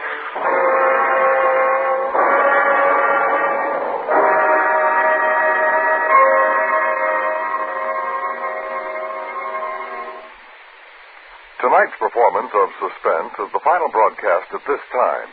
Beginning next Tuesday night, be sure to listen for Suspense at a new hour, with new mysteries well calculated to keep you in suspense. Remember, beginning next week on most of these same stations, radio's outstanding theater of thrills comes to you Tuesday evenings. Suspense, Tuesday nights at the Star's address from now on.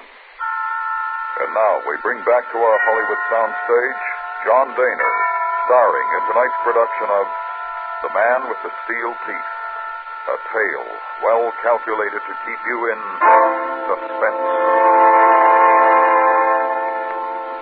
I pulled back out into the street. In the rearview mirror, I saw Golovin go to his car and start after me. I was in a panic. At the corner, I turned left and headed toward Red Square. Then began a dodging game that took us through the west section of Moscow and into the industrial suburbs. Time after time, I was sure I had lost Golovin, but he would seemingly materialize out of nowhere and fasten himself to me. And it went on and on and on until we neared a bridge. To the right. And picked up speed, and in a while found myself in open country with Golovin nowhere in sight. I had lost him. Or he had lost me. What difference does it make? I had no chance of ever getting back to the embassy now. The MVD would be there waiting for me with a color guard, so I just drove on. On the strength of an MVD identity card I found in the pocket of my overcoat, I obtained gasoline at a small town, and I continued on westward.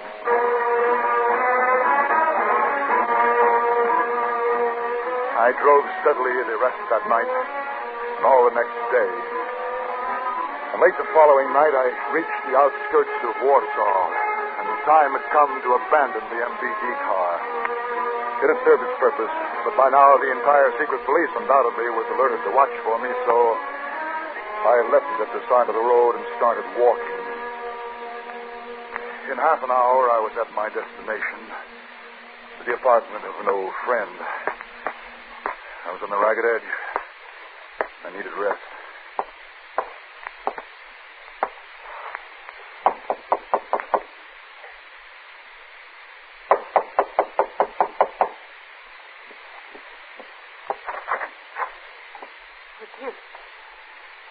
Hello, Maria.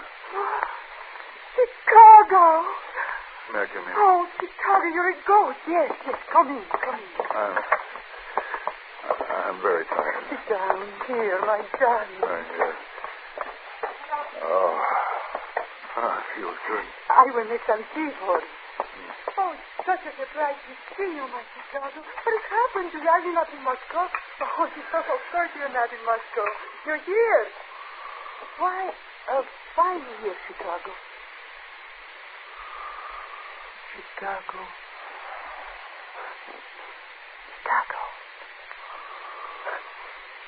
Already resting. That is good.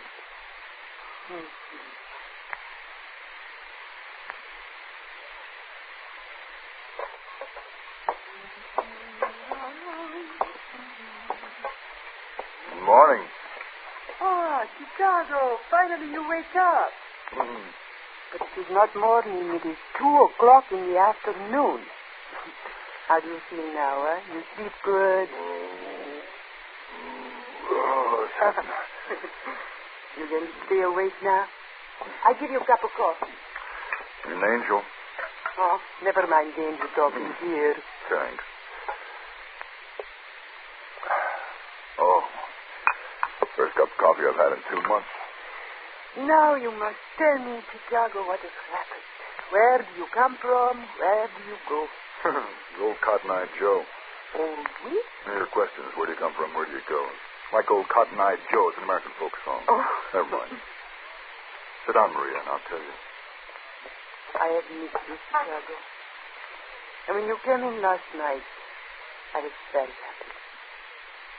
You're still as beautiful as ever, Maria. Oh, but I am wrong to talk this way to you. Everything was finished 2 years ago, and so it must remain. I still think we were fools. Forget. Now, you're in a lot of trouble, huh? Yeah, a lot. You talk in your sleep. No? What did I say? Oh, I could not understand everything, but you keep on killing a man. Golovin. Golovin, yeah, that is the name. You must hate him to kill him so much. Well, he gave me a lot of trouble. Oh? What do you look like? Oh, he's a small man, quite small. Maybe a little fat? Oh, yeah. Does he wear glasses? I really talked in my sleep, didn't I? No, but there is such a man outside in the street who looks like that.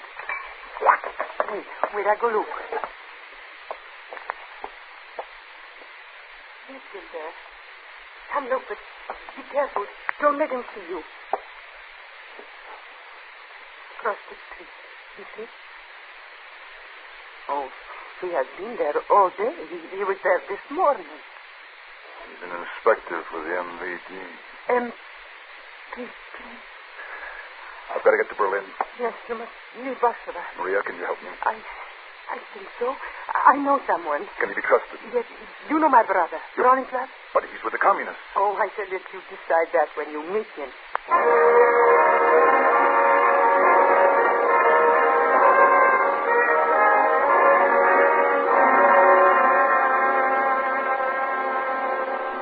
Remember to use the pistol only as a last resort. So, go over your cards again, and we shall see if you know them. A personal identification card. Gasoline ration card. The ID badge where I work. Inspector for State Fisheries. State Fisheries. Travel permit. And a work record. Good. Now we go. Maria, I don't know how. Not a word from you. You saved my life, Maria. I'll never forget. So, give me a kiss. Come now. Let us go. Goodbye, my beautiful Chicago. Goodbye.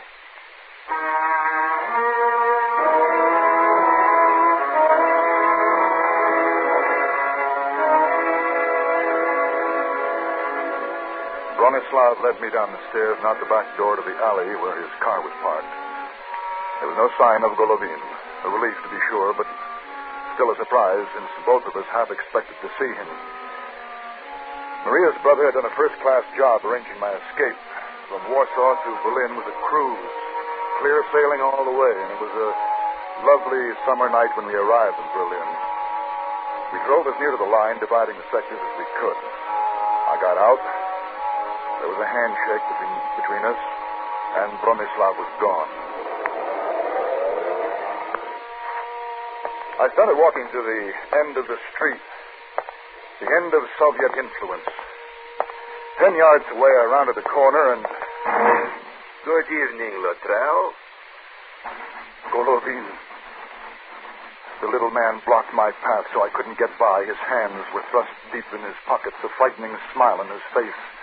So now it is the end of the road for us. No, Luttrell? For a while I thought this moment would never come to pass. But now it is all over. As he spoke, he withdrew a small pistol from his pocket, balanced it casually in his hand, and continued talking. This was the end for me. To think, Luttrell, I allowed you to escape, so that you could shoot me at the end of the road.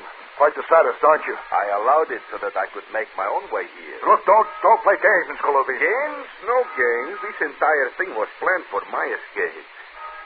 Your escape? Mine. By following you, I could give the impression that I was only doing my duty by pursuing an escaped prisoner. A prisoner who, by chance, you understand, led me to here. You still do not believe me, do you? I just don't get it, Miss Golovin. Luttrell, in my country, it is bad alive. Soon my colleagues would have seen the things I could no longer hide, and then would come the purge. The purge of me. I had to leave before that could happen. So, now... I find it kind of hard to swallow, I'll tell you that. Here. Take my gun. Take it. Now you believe? So come, my dear boy. We cannot stand here. Let us go across the road. You see, I need you to vouch for my story when I am questioned. One thing, Golovin. Yes? What would you have done if you had found that your colleagues were closing in on you? I would have seized you immediately and taken you back to Lubyanka. You were never exactly what you would call safe, Mr. Luttrell. You were my insurance. Yeah.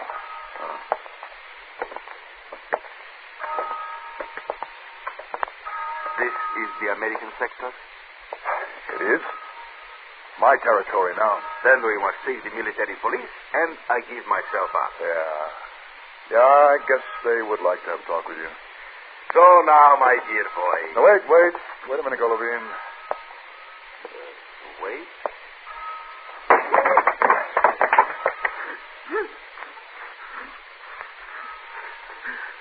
But why did you do that? A lot of reasons. You figure them out.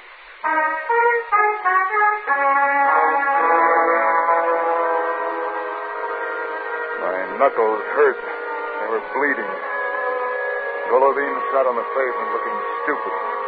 I turned to go, and as I did, he took his hand from his mouth. His full lips hung slack, revealing his steel teeth, bent grotesquely out of shape. I shuddered and went to find the military police.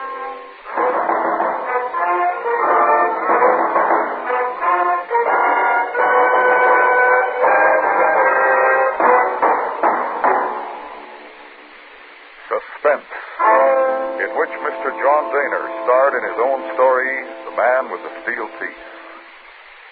Next Tuesday, the story of three women and their vigil of death. We call it Waiting. That's next week on Suspense.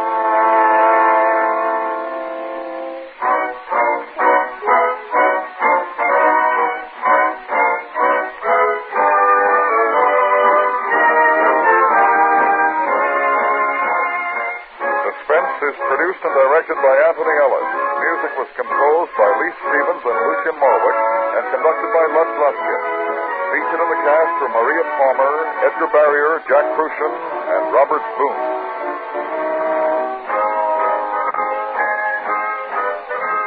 Crime Photographer Flicks Against Criminals Fridays on the CBS Radio Network.